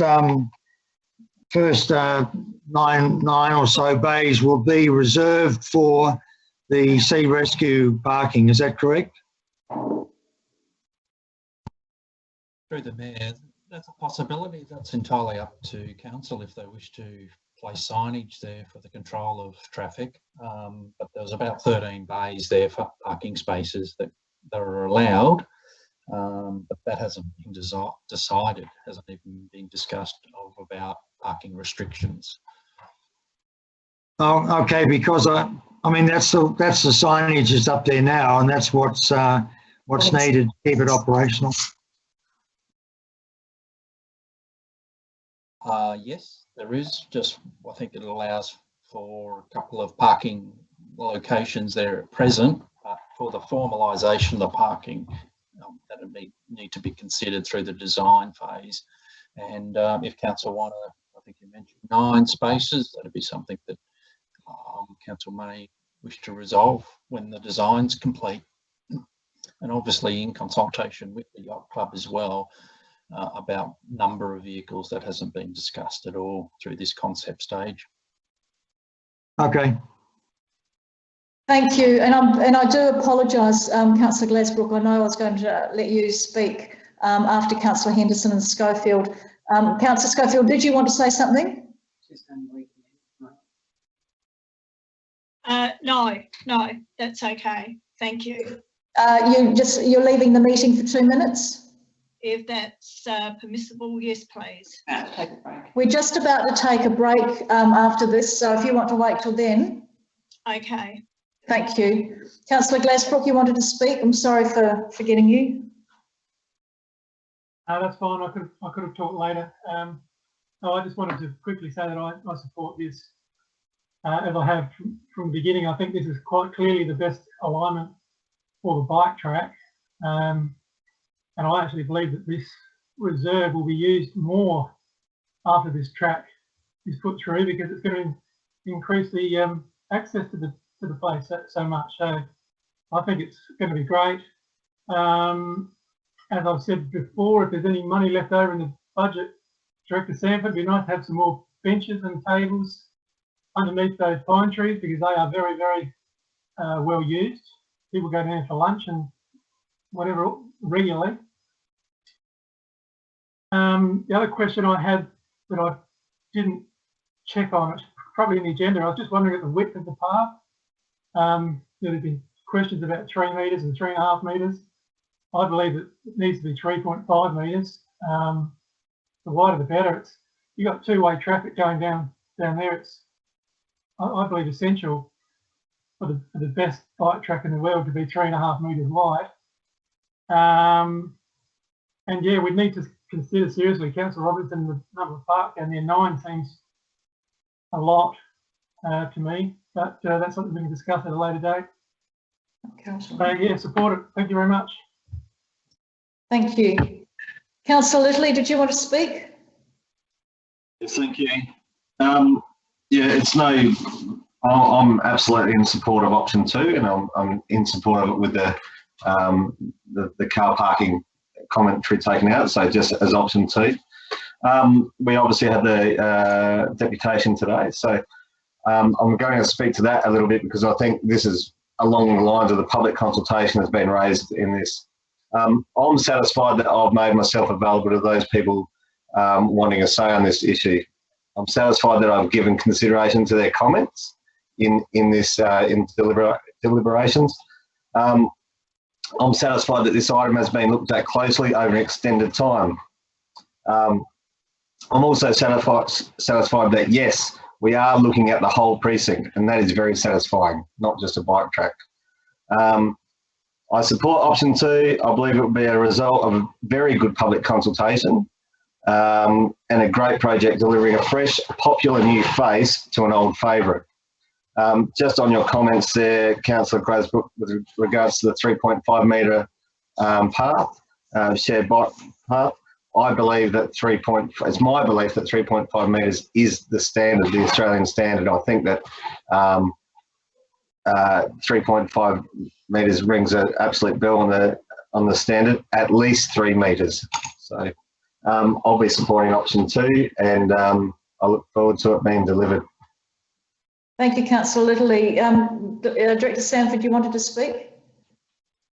Yeah, through the mayor. I just wanted to confirm the width is 3.5 metres, the shared pathway, the encounter bike. Thank you very much. Thank you very much. Does anybody else want to say anything? Councillor Kemp and then Councillor Charles. I'll let Councillor Charles go first. Thank you. Councillor Charles, you need to turn your microphone on. Oh, I didn't click it firm enough. Thank you very much, Councillor Kay. I will vote for this because the majority of the respondents definitely wanted option 2.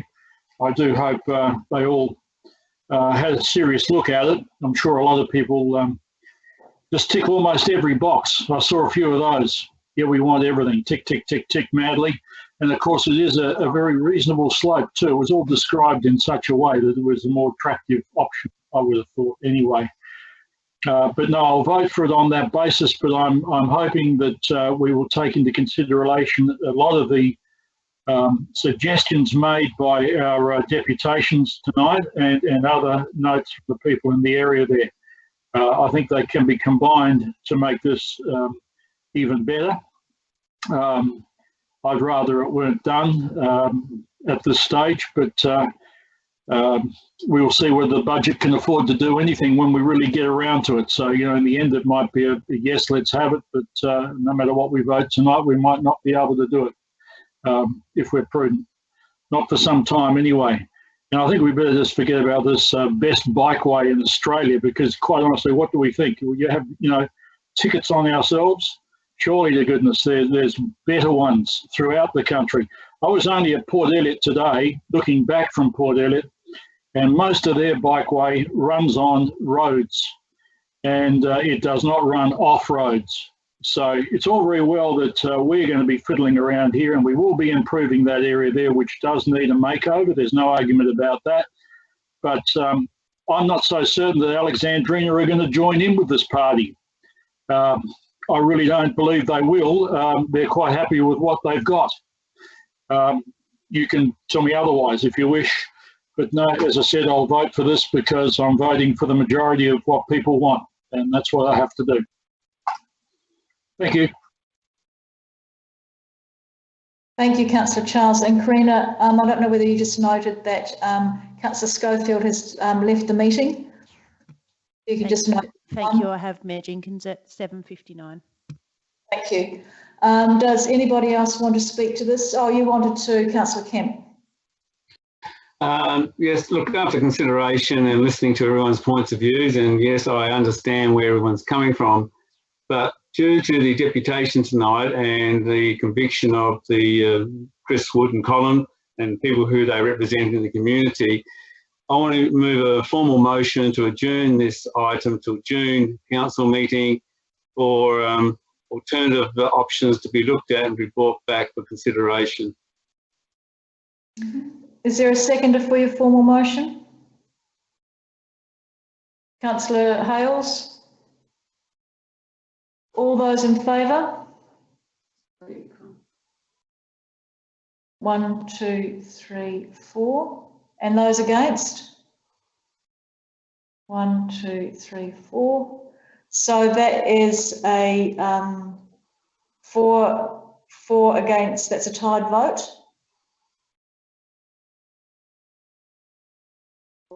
Point of order, should we wait for Councillor Schofield to return? Through the Mayor, well, no, she may not return in time, so she's left the meeting. Unfortunately, she's left the meeting at this time. She may come back in the midst of it, but as if you would left the chamber to go to the bathroom, normally we wouldn't have adjourned the debate to wait for you to come back. Or held the debate, my apologies. So this requires the Mayor's casting vote.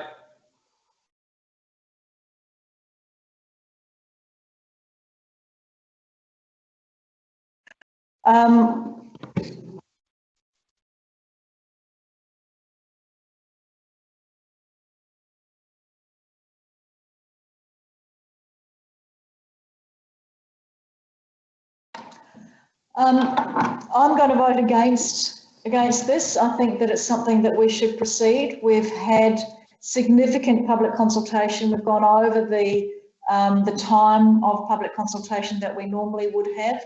We got very good feedback from the public. We have listened to the deputation tonight and received a report from Mr. Wood that I've looked at. And I feel that we should continue with it as planned. So I'm voting against that formal motion. Call a division. Can you? Yeah, you can. Yep. Okay. All those in favour? Stand up. So, Councillor Hayes, so I'll just wait for Karina to get busy. Sorry, Karina, get ready. Thank you, Mayor Jenkins. I'm ready to proceed. Thank you. So those in favour, Councillor Hales, Councillor Kemp, Councillor Mann and Councillor Charles.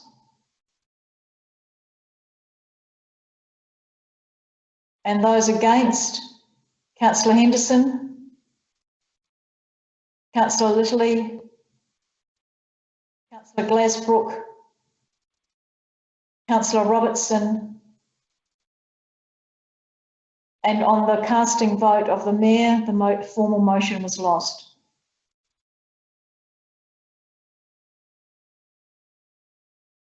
Just let me know when you've got all of that down. Thank you.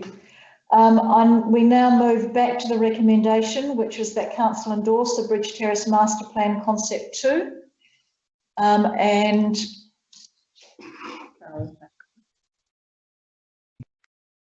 Carol is back. Thank you, Carol. There was a formal motion put to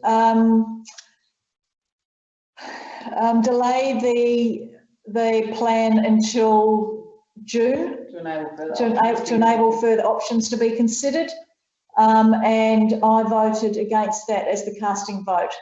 So we're now back on recommendation 2. Councillor Charles, you haven't spoken on recommendation 2 yet. You have spoken. Have you got a question?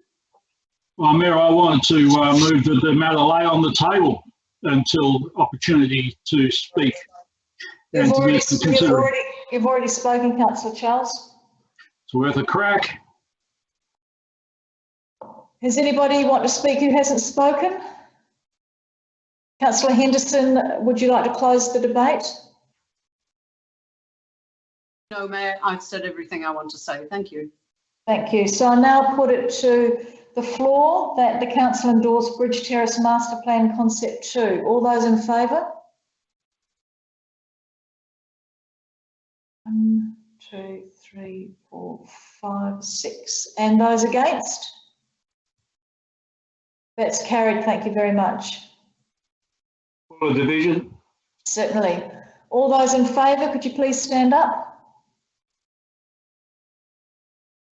I'll wait for Karina.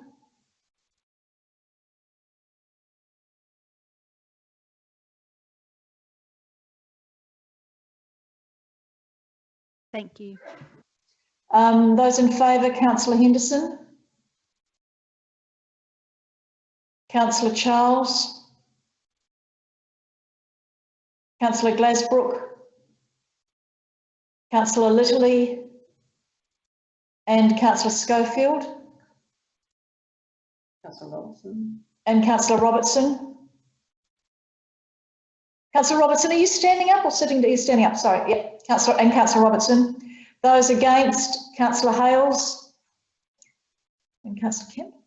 Councillor Kemp. And Councillor Mann. Motion carried. It's 8:10. Would you like to have a break now, or would you like to go to recommendation 3 on this item and then have a break? Recommendation 3, Councillor Henderson? The people saying 3? Okay. So recommendation 3 is that council provide a budget allocation of $40,000 in the draft 2021 capital budget for detailed design works for Bridge Terrace Master Plan Concept 2. Would someone like to move that way? Councillor Henderson? And seconded by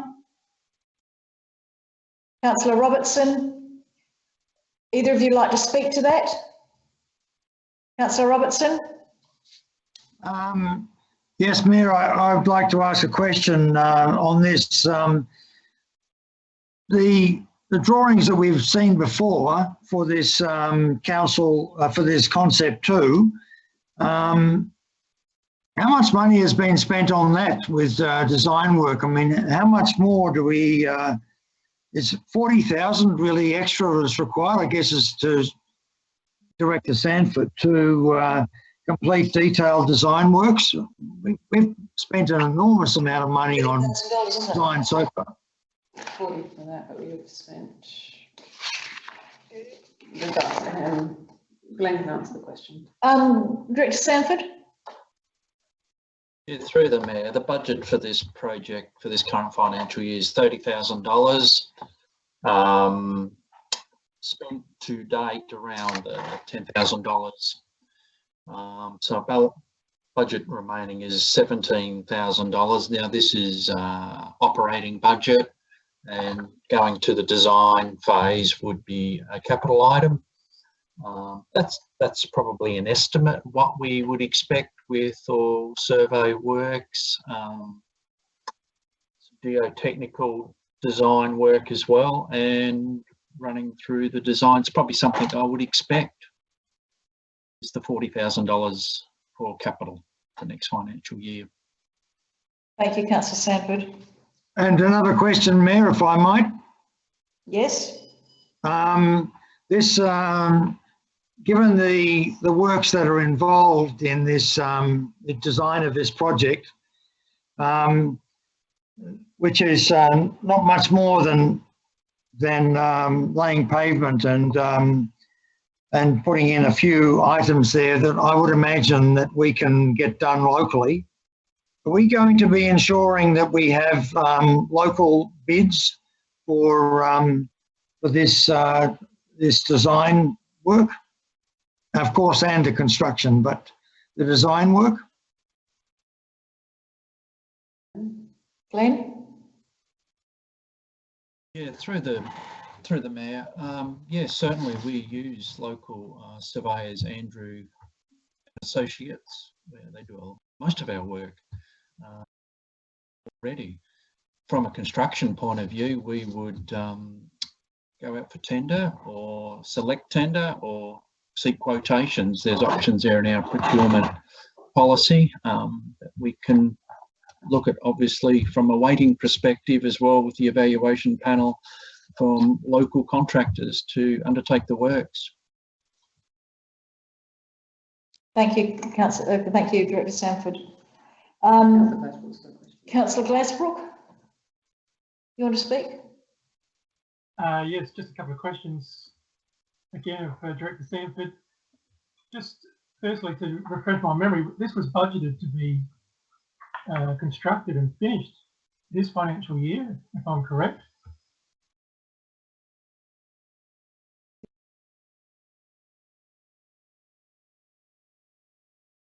Yes, through the mayor, that's right, it was. I can't recall the amount that the funds were moved out of this budget line. From my recollection, I can't recall the total amount. I don't have that in front of me, Glassbrook. So can't we just get on with it? This is just almost beyond amazing. You know, another $40,000 towards planning. I mean, it's just been a disaster, really. But anyway, and that's only for planning, so it's going to be planned next year, so it won't be done until the year after. Is that what you're suggesting?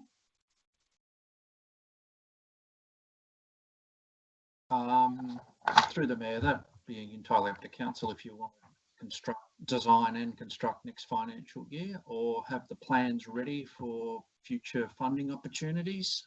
It's probably a great initiative to have that we've been doing through other stages of our projects in the CBD area.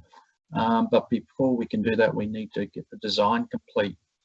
I would highly think that this would be a high probable project to receive state or federal funding once it's complete. Thank you. Okay. Well then, I'd like to amend the motion if I could. Yep, you can do that. If well, you could vary the motion if vary the motion. Yeah. It was it Henderson Schofield? Moved Henderson, seconded Councillor Robertson. Oh, Robertson. How do you want to vary it? Oh, well, I'd vary it to, well, basically what I'm trying to achieve is design and construct. But you probably need to put in there, as Glenn has just stated, subject to grant funding. Was it subject to grant funding this year, Director Sanford? Asked to leave him in the meeting until. Yeah, if we got the funding from the 1st of July and we commenced the design process, I would say taking 2 or 3 months.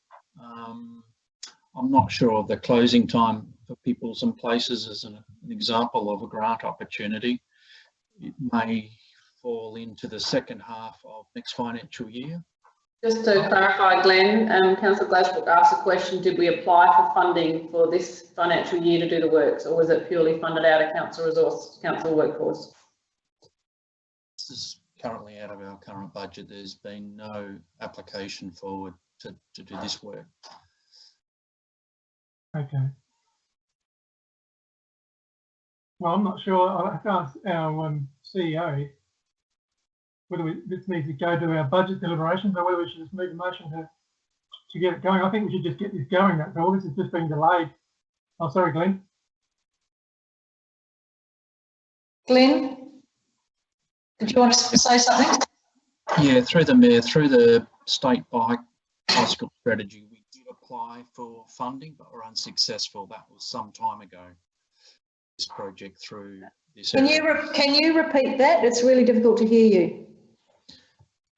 Going back some time ago, we did apply through the State Bicycle Fund, DIPTI, and were unsuccessful with that application. But that was just for the bike path. But having it as a master plan, I could see this ideally sitting with Peoples and Places, an example of grant funding, more opportunities rather than just through the Dipti bike strategy or bike funds. Okay. Councillor Glasbrook, in answer to your question, normally as a council you would refer the matter to your budget deliberations. So if that was the case, it may be that you look to vary the motion to that you refer the design and construct components of this project to your budget 2021 budget deliberations. It's not normal, not to say that you can't, but the normal practice of this chamber has been that you refer it to your budget deliberations, not just approving it on spot. Yes, I know. I mean, I can ask so many questions. we can also move a motion to move this forward, to carry this forward. I mean, I know you say that we can't move funds from one budget to the other, but we can if we move a motion. So is the fund still available within this year's budget, or has it been spent on something else? I'd need to go to Kelly for that one. I'm not sure what was allocated, so she may have been busy looking it up in this break. Thank you. Through the Mayor. So what was originally budgeted for this was 362,000 for the bikeway realignment. That's the original plan that was put forward, with a $50,000 grant offset. It has been taken out of the budget based on Council's decision to not proceed. So it's not in the current 1920 budget at the moment. Okay, thank you. Well, I'd be happy to, well, I would like to amend the motion to what you just suggested, CEO, that it be considered as part of the budget deliberations. So I'll just clarify with the CEO that wording, and if Councillor Henderson and Schofield are happy with that, then that could be a variation. If they're not, then it's a formal amendment you need to put in, and we'll need to have a seconder and voting on the amendment. So just through the Mayor, if I can just clarify, Councillor Glasbrook, you're seeking that both the detailed design and construction of this project be considered in the 2021 budget deliberations? No, I was just thinking that myself. We could move this motion, and I could move another motion afterwards. Correct. Yeah. Yeah. All right. That was a very long way to get around to that. Very sorry. Good thing to be thorough. No, that's good. That's good. Councillor Robertson, you wanted to speak, and I do beg your pardon because you were the seconder for this motion, and I should have offered you the opportunity to speak at the beginning. So please excuse me. Did you want to say something now? Yes, Mayor. First up was a couple of quick questions to Director Sanford. In estimation, how long would it take to actually, and I'm sorry here, now let me ask another question first. With the removal of that, the information just given, that the removal of this, of this project from out of the budget this year, does that mean that well, I suppose it means that the toilet block is definitely not going to be done this year? No, toilet block's been done. No, the toilet block is occurring this financial year. Yes, it's planned to occur. DA has been approved just recently. I think it was early April, and works are underway for that to be completed. Okay, good. Well good, underway good. by the 30th of. Okay, so will that be built this financial year, the toilet block? Yes, next couple of months? Yes, that's correct. That is the intention. We just received DA approval, I think it was the 6th of April. So we're moving forward with the construction and completion before the 30th of June. Okay, good. So now the other question was, in your estimate, how long would it take to complete this concept 2? That's the bike path element of it. 1 month, 2 months, 3 months? I went through the Mayor, I'd estimate. Construction. I'd estimate the design, to do the detailed design 3 months at the maximum amount of time. So it could be designed, completed by the 30th of June if the funds were there, and then construction for next financial year.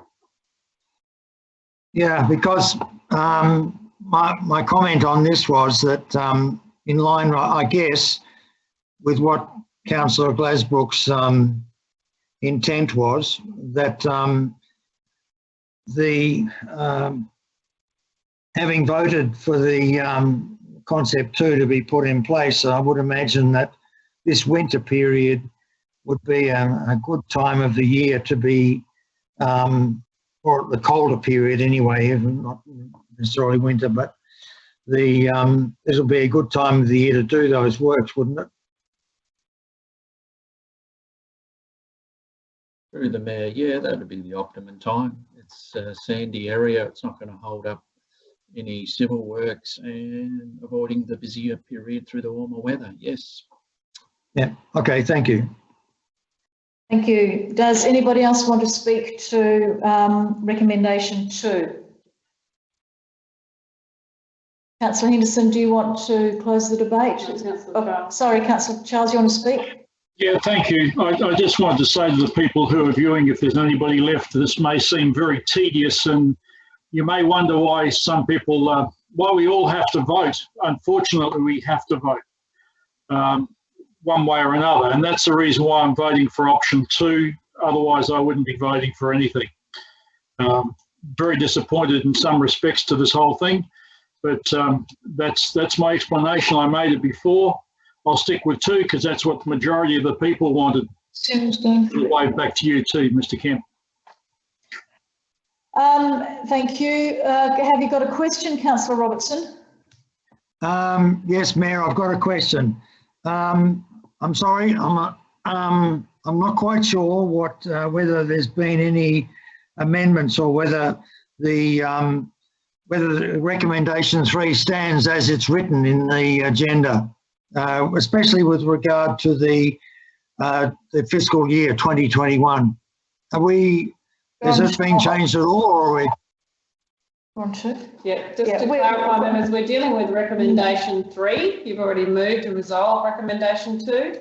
We're actually on recommendation 3, and the recommendation is that council provides a budget allocation of 40,000 in the draft 2021 budget, capital budget, for detailed design works for Bridge Terrace Master Plan Concept 2. Yeah, sorry, I meant recommendation 3. Yeah, so there's no changes to it. Okay. Councillor Glasbrook foreshadowed that if it doesn't go through, then he will move a different recommendation. Is that right, Councillor Glasbrook? No, I'll move a different recommendation after this hopefully does go through.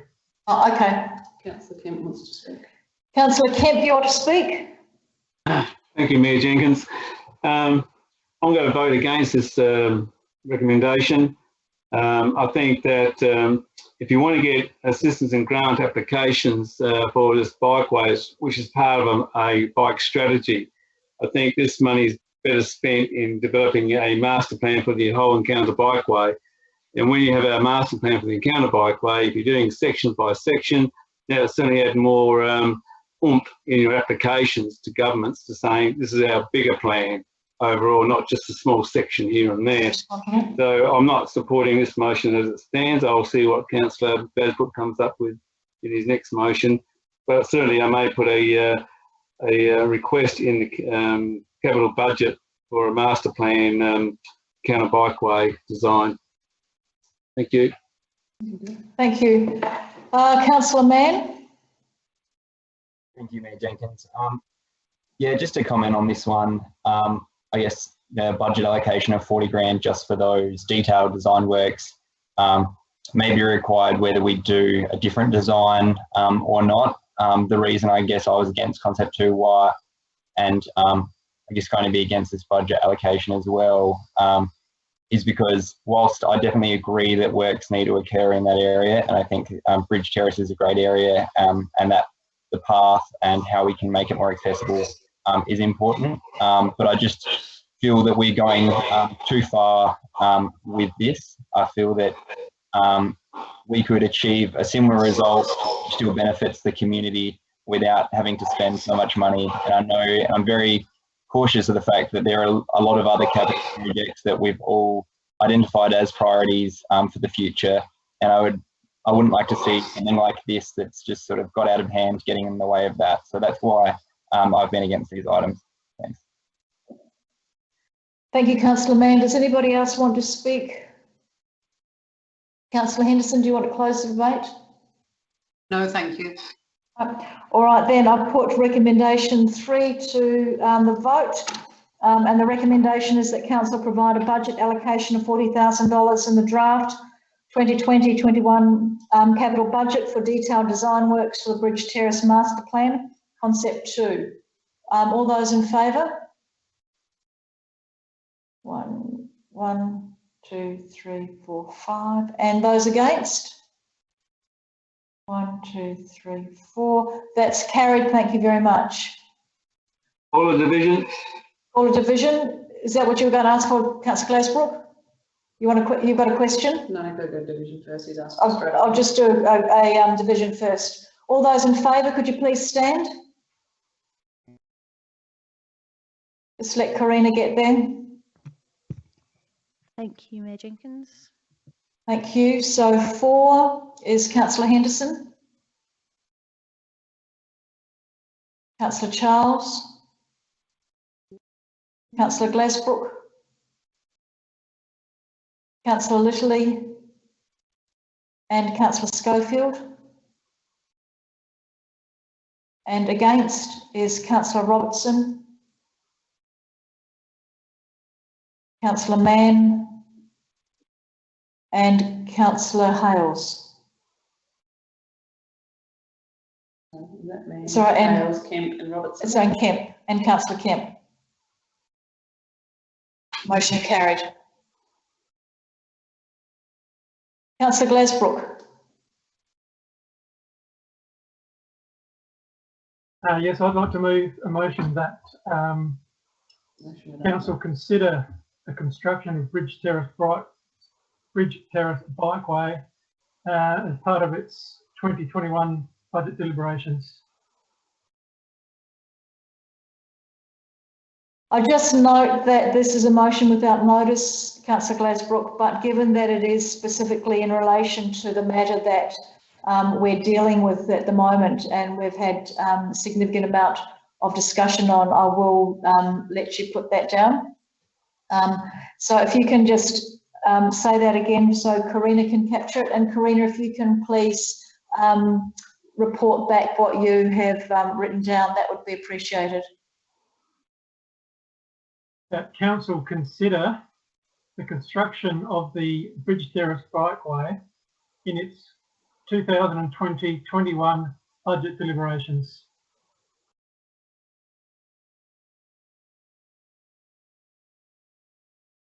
I'll just let Karina say that back. Thank you, Mayor Jenkins. I've got that council consider the construction of the Bridge Terrace Bikeway as part of its 2020-21 budget deliberations, and I'm wondering whether we should have Bridge Terrace Bikeway option 2.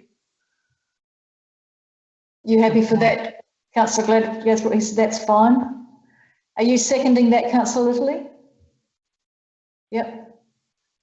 Thank you very much. Do either of you want to speak to that? I'll just quickly speak to it. This is just consideration. It's just throwing it in the pot. I think it's, should have been done this year. It should have already been done. We should be using it.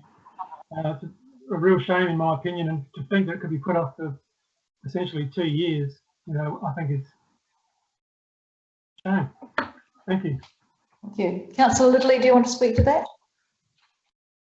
Yeah, just to say that I support that, obviously. With the option 2 in there, I would probably prefer it be called the Bridge Terrace, not Bikeway, because that's not representative, but the Bridge Terrace Concept 2 is fine. So, thank you. Does anybody else want to speak to the motion? If not, I'll put it to the vote. Karina, can you just read that out again? That council consider the construction of the Bridge Terrace Bikeway option 2 as part of its 2020-21 budget deliberations. Thank you very much. All those in favour? 1, 2, 3, 4, 5, 6, 7, 8, 9. That's unanimous. Carried unanimously. Thank you. We might take a break for 10 minutes. Let you have a little bit of stretch before we come back to item 14.1. Members, if I could just ask you, don't sign out of the meeting. If you can just pop your screens on blank, leave your microphones on, and then the Mayor will call the meeting back to order, so don't go too far away.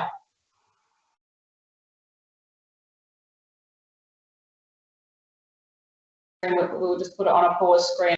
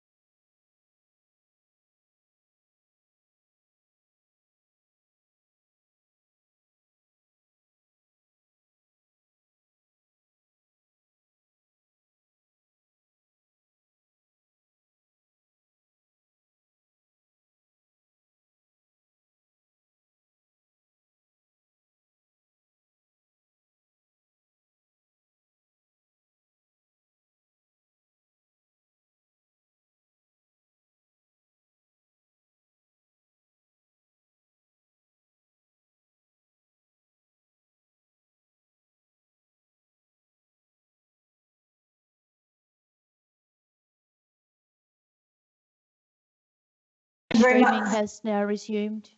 All right, thank you very much, everyone. We're now up to item 14, 14.1, which is the minutes of the Disability Access and Inclusion Advisory Committee.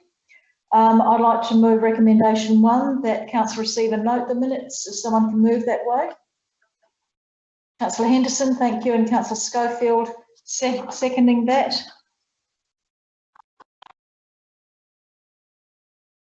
Do either of you want to speak to receiving and noting the minutes? No, does anybody want to speak to that? If not, all those in favour? That's carried unanimously, thank you very much. Recommendation 2, there's a number of considerations and items to be considered in the design of the Main Street Precinct Master Plan Stage 4 design. That the Disability Access and Inclusion Advisory Committee have noted. Would someone like to, what's the word? Move the motion. It's getting late at night. Thank you, Councillor Henderson. And would somebody like to second the motion? Thank you, Councillor Littley. Either of you want to speak to that? Councillor Henderson?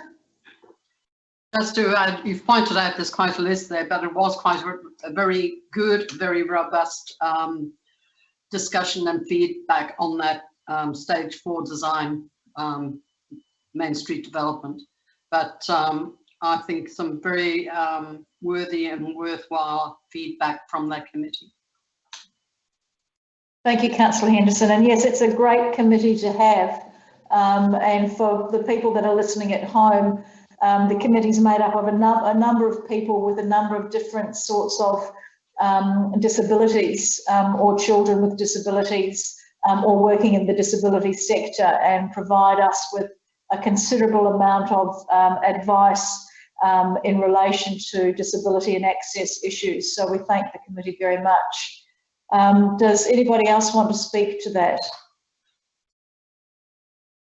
If not, I'll put it to the floor. All those in favour? That's carried unanimously. Thank you very much. The third recommendation is that council allocate $9,000 in the draft 2021 budget to reinstate the facade grant program with a focus on access. Moving that way, Councillor Kemp, and seconding that, Councillor Henderson. Do either of you want to speak to that? Councillor Kemp. Thank you, Mayor Jenkins. Yes, I think this is a good option to consider, more so than actually allocate it in our budget deliberations. So I'd like to do a variation to the motion I moved, that council consider, so instead of allocate, consider $9,000 in the 2021 budget for reinstatement. So I think it's a worthwhile thing, but I think it needs to be taken into consideration in the context of all the other budget deliberations we must be making decisions on. So that's why I'm bearing that to consider. Are you happy with that, Councillor Henderson? I'm not really, because I really believe this is something that should happen, because access is a problem at this point in time, and it needs to be addressed in some manner. And I'm happy with the motion as it stands originally. Thank you, Councillor Henderson. Councillor Kemp, can you do a formal motion as the mover? No, sorry. Sorry, Councillor Kemp. Councillor Kemp moved the original motion. He did do a variation, so he could withdraw his moving of the motion, but he's already moved it and now has altered it or varied it as part of the discussion. He needs to seek support of the seconder. Yeah. If he'd actually moved off the floor, basically he could have moved an alternate to that, because this is just a recommendation from the committee. Right, so the best thing for him to do is to withdraw his moving of the motion. If he's not happy to continue with the allocate. Right. Did you understand, did you hear that, Councillor Kemp? Yeah, that's fine. I appreciate, and that was my action. If I didn't get the variation through, so I'll withdraw my motion. Okay. Do I have another mover and seconder, or another mover? You want to move the motion, Councillor Henderson? Do I have a seconder for the motion?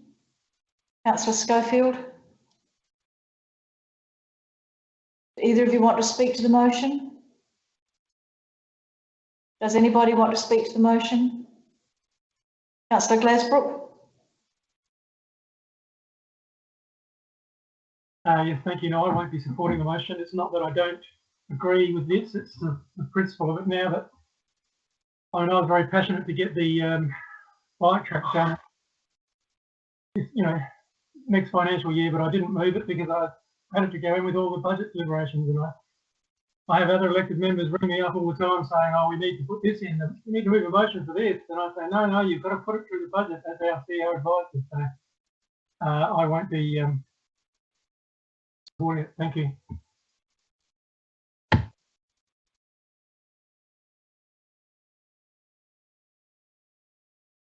Can I just ask I've just got a question for the CEO. If the recommendation is that the money is allocated in the draft budget, does that mean to say that if it's in the draft budget, it can be taken out of the draft budget or not included in the budget that is approved by council? Correct. So I didn't pick up on a good pickup, but it is saying that it be allocated in the draft budget. So in my interpretation of that is it's as part of your current budget deliberations. You're currently looking at a number of draft budgets. You haven't endorsed the 2021 budget. You haven't allocated it within it. It's saying be put in the draft. So which you still need to engage with community consultation on, and also then come back to council for final endorsement.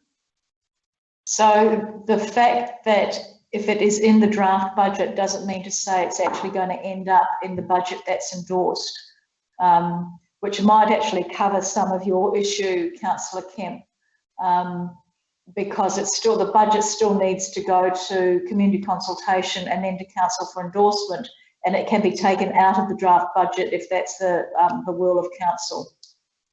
I've just clarified for members, I can understand where Councillor Glasgow is coming from, and also the reason for Councillor Kemp's. This was a motion of the committee, and and all in hindsight, it would have been that it be considered as part of the budget deliberations would have been a better wording, because that's what I believe they were trying to achieve, but they haven't worded it very well.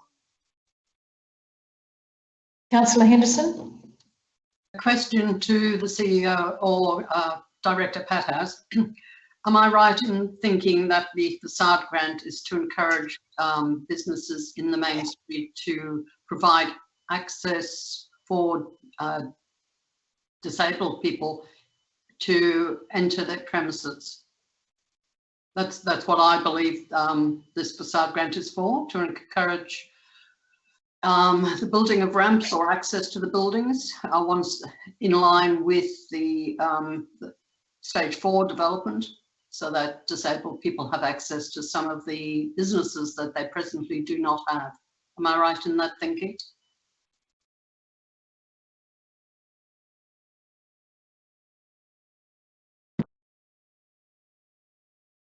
Through the Mayor, the original facade grant program was about Main Street shop owners or shop owners within or traders within the Main Street precinct to make improvements to their facades.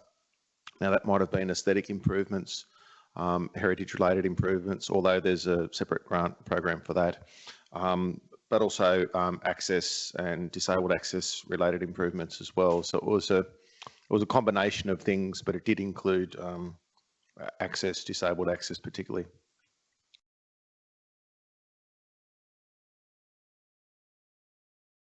Councillor Kemp? Councillor Kemp? Yeah, thank you, Minister. Just a question.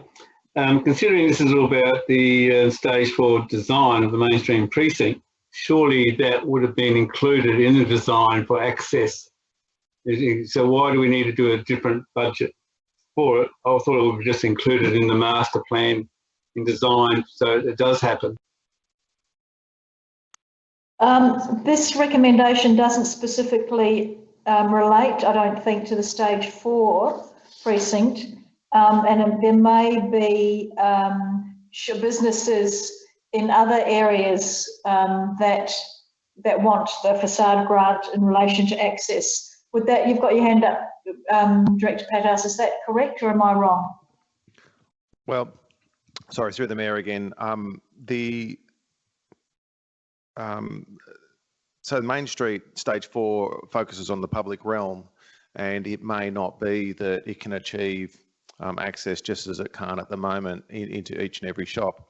So the facade grant program would basically focus on stuff that's not in the public realm, work that's not in the public realm, shop fronts. Many of the shops are recessed into the properties and then stepped. So it would enable ramps to be created not so much on the public space, in the public realm space, but in the shop, the private areas of the shop, as you're accessing the shop, stepping off the street and onto the shop property. Follow-up question, please.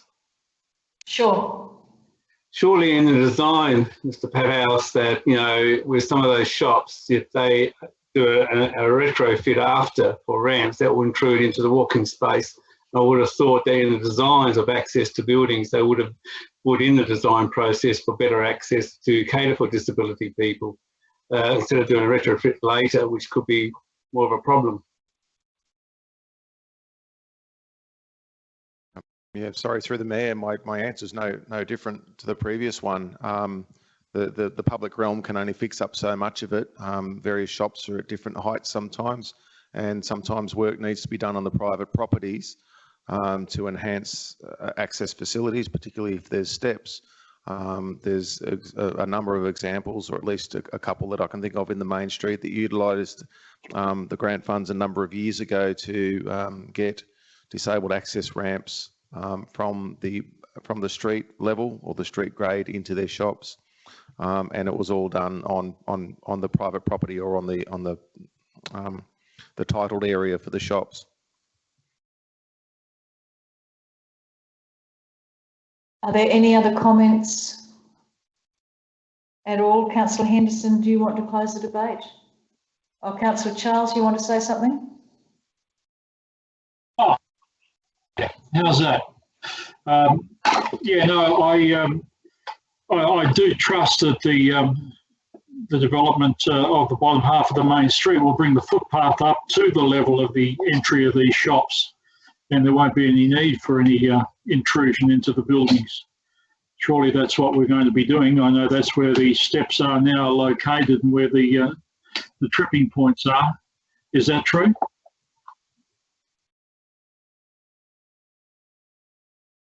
Through the Mayor once again, and one more time, the answer remains much the same. The design can do what it can, but as much as it can, but it can't. It might not necessarily be able to. I'm not saying it won't, but it might not necessarily be able to cater for every circumstance, particularly if there's significant differences in levels of shops between from one building to the next. There's various grades to maintain an appropriate accessible public realm space in the public realm side of the work in terms of grades and whatnot across footpaths as well that it has to maintain. So it might not be possible in every circumstance to ramp up into shops without significantly affecting the grades of the footpaths. Thank you. I understand that. Councillor Charles, I'm just looking at the shop in the picture behind you, and that's probably a brilliant example of where it would be very difficult to create a public realm area without significantly changing grades, and perhaps Glenn could speak to this a little bit better, but without significantly altering grades or encroaching into the footpath space. So the idea of the facade grant program would enable some retrofitting to occur to that shop front, but that would take place inside the curtilage or inside the property of the shop. Thank you. Yes, well, before Glenn says anything, if he's going to, the intrusion into the shop really does take up a lot of retail space. We're getting feedback here from somewhere, I don't know where. Is anybody else experiencing that? No? Yeah, okay. It's feedback from me. How can that Councillor be? Robertson, is your microphone off or on? Yeah, so that's why I put that up on screen, because it would probably be one of the worst ones and directly across the road too. But surely that can be minimised. Anyway, that's what we have engineers for, I thought.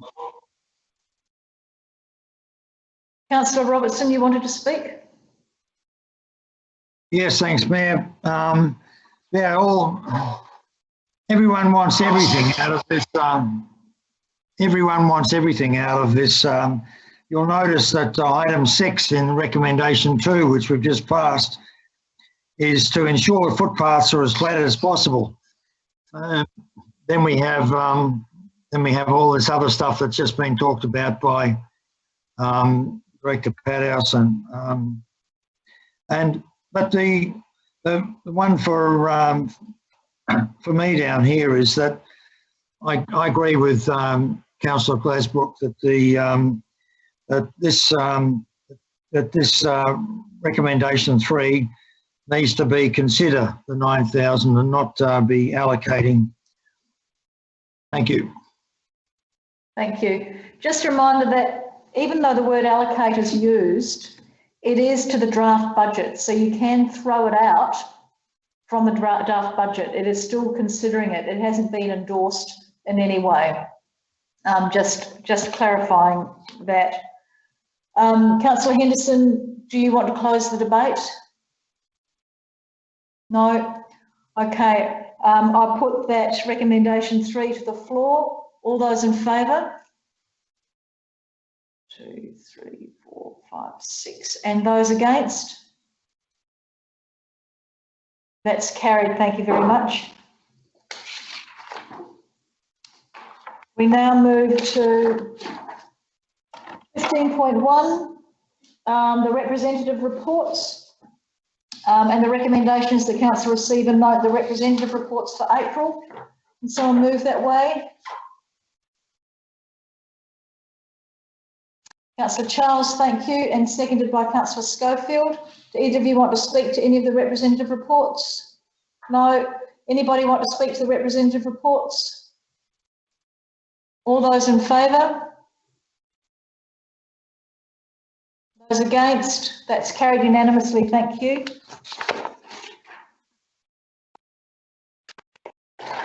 On this one? No. The mayoral report, the recommendation is that the council receive and note the mayoral report. Do I have a mover for that? Thank you, Councillor Henderson, and seconded Councillor Hales. Either of you want to speak to that? Anybody want to speak to that? All those in favour? That's carried unanimously, thank you. The elected member reports. Council receive and note them. Does somebody want to move that way? Councillor Hales, thank you. Councillor Schofield seconding that. All those in favour? That's carried unanimously, thank you. There are no matters of urgency. There are no questions on notice. Are there any questions without notice? Any motions on notice? No, there are no motions on notice. Are there any motions without notice? We now move to confidential items, item 22, and the recommendation is pursuant to section 92 of the Local Government Act, the council orders that all members of the public, except the Chief Executive Officer, Director of Community and Development, Director Corporate and Customer Services, Director Environment and Infrastructure, Group Manager, Governance and Finance, and Executive Assistant be excluded from attendance at the meeting for agenda item 22.1, confidential, Fleurieu Regional Aquatic Centre Authority Board, appointment of the Independent Board Chair and Independent Board Member 2020. The Council is satisfied that pursuant to section 93A of the Act, the information to be received, discussed or considered in relation to this agenda item is information, the disclosure of which would involve the unreasonable disclosure of information concerning the personal affairs of any person living or dead, being the selection of independent board chair and member for the Fleurieu Aquatic Regional Centre. A number of matters are likely to be raised and discussed that relate to the personal affairs of the individual applicants. The council is satisfied that the principle that the meeting be conducted in a place open to the public has been outweighed in these circumstances as the matters are deemed not to be in the public interest. Would someone like to move that way? Thank you, Councillor Schofield, and somebody seconding that, Councillor Henderson. Either of you want to say anything? Does anybody have any comments? And I'll put that to the floor. All those in favour?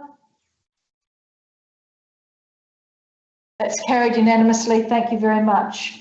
So, just need to wait to conclude the live stream, please. So I'll ask Karina to stop the live stream, and I'll thank you very much to all of the members of the public who have been listening to this. It would be really interesting to get your feedback in terms of how you think the live streaming of this has gone, given that we are doing this electronically and via Zoom, and how we can improve so that you can hear much better and understand what's going on. So that's great, and thank you very much for joining us tonight.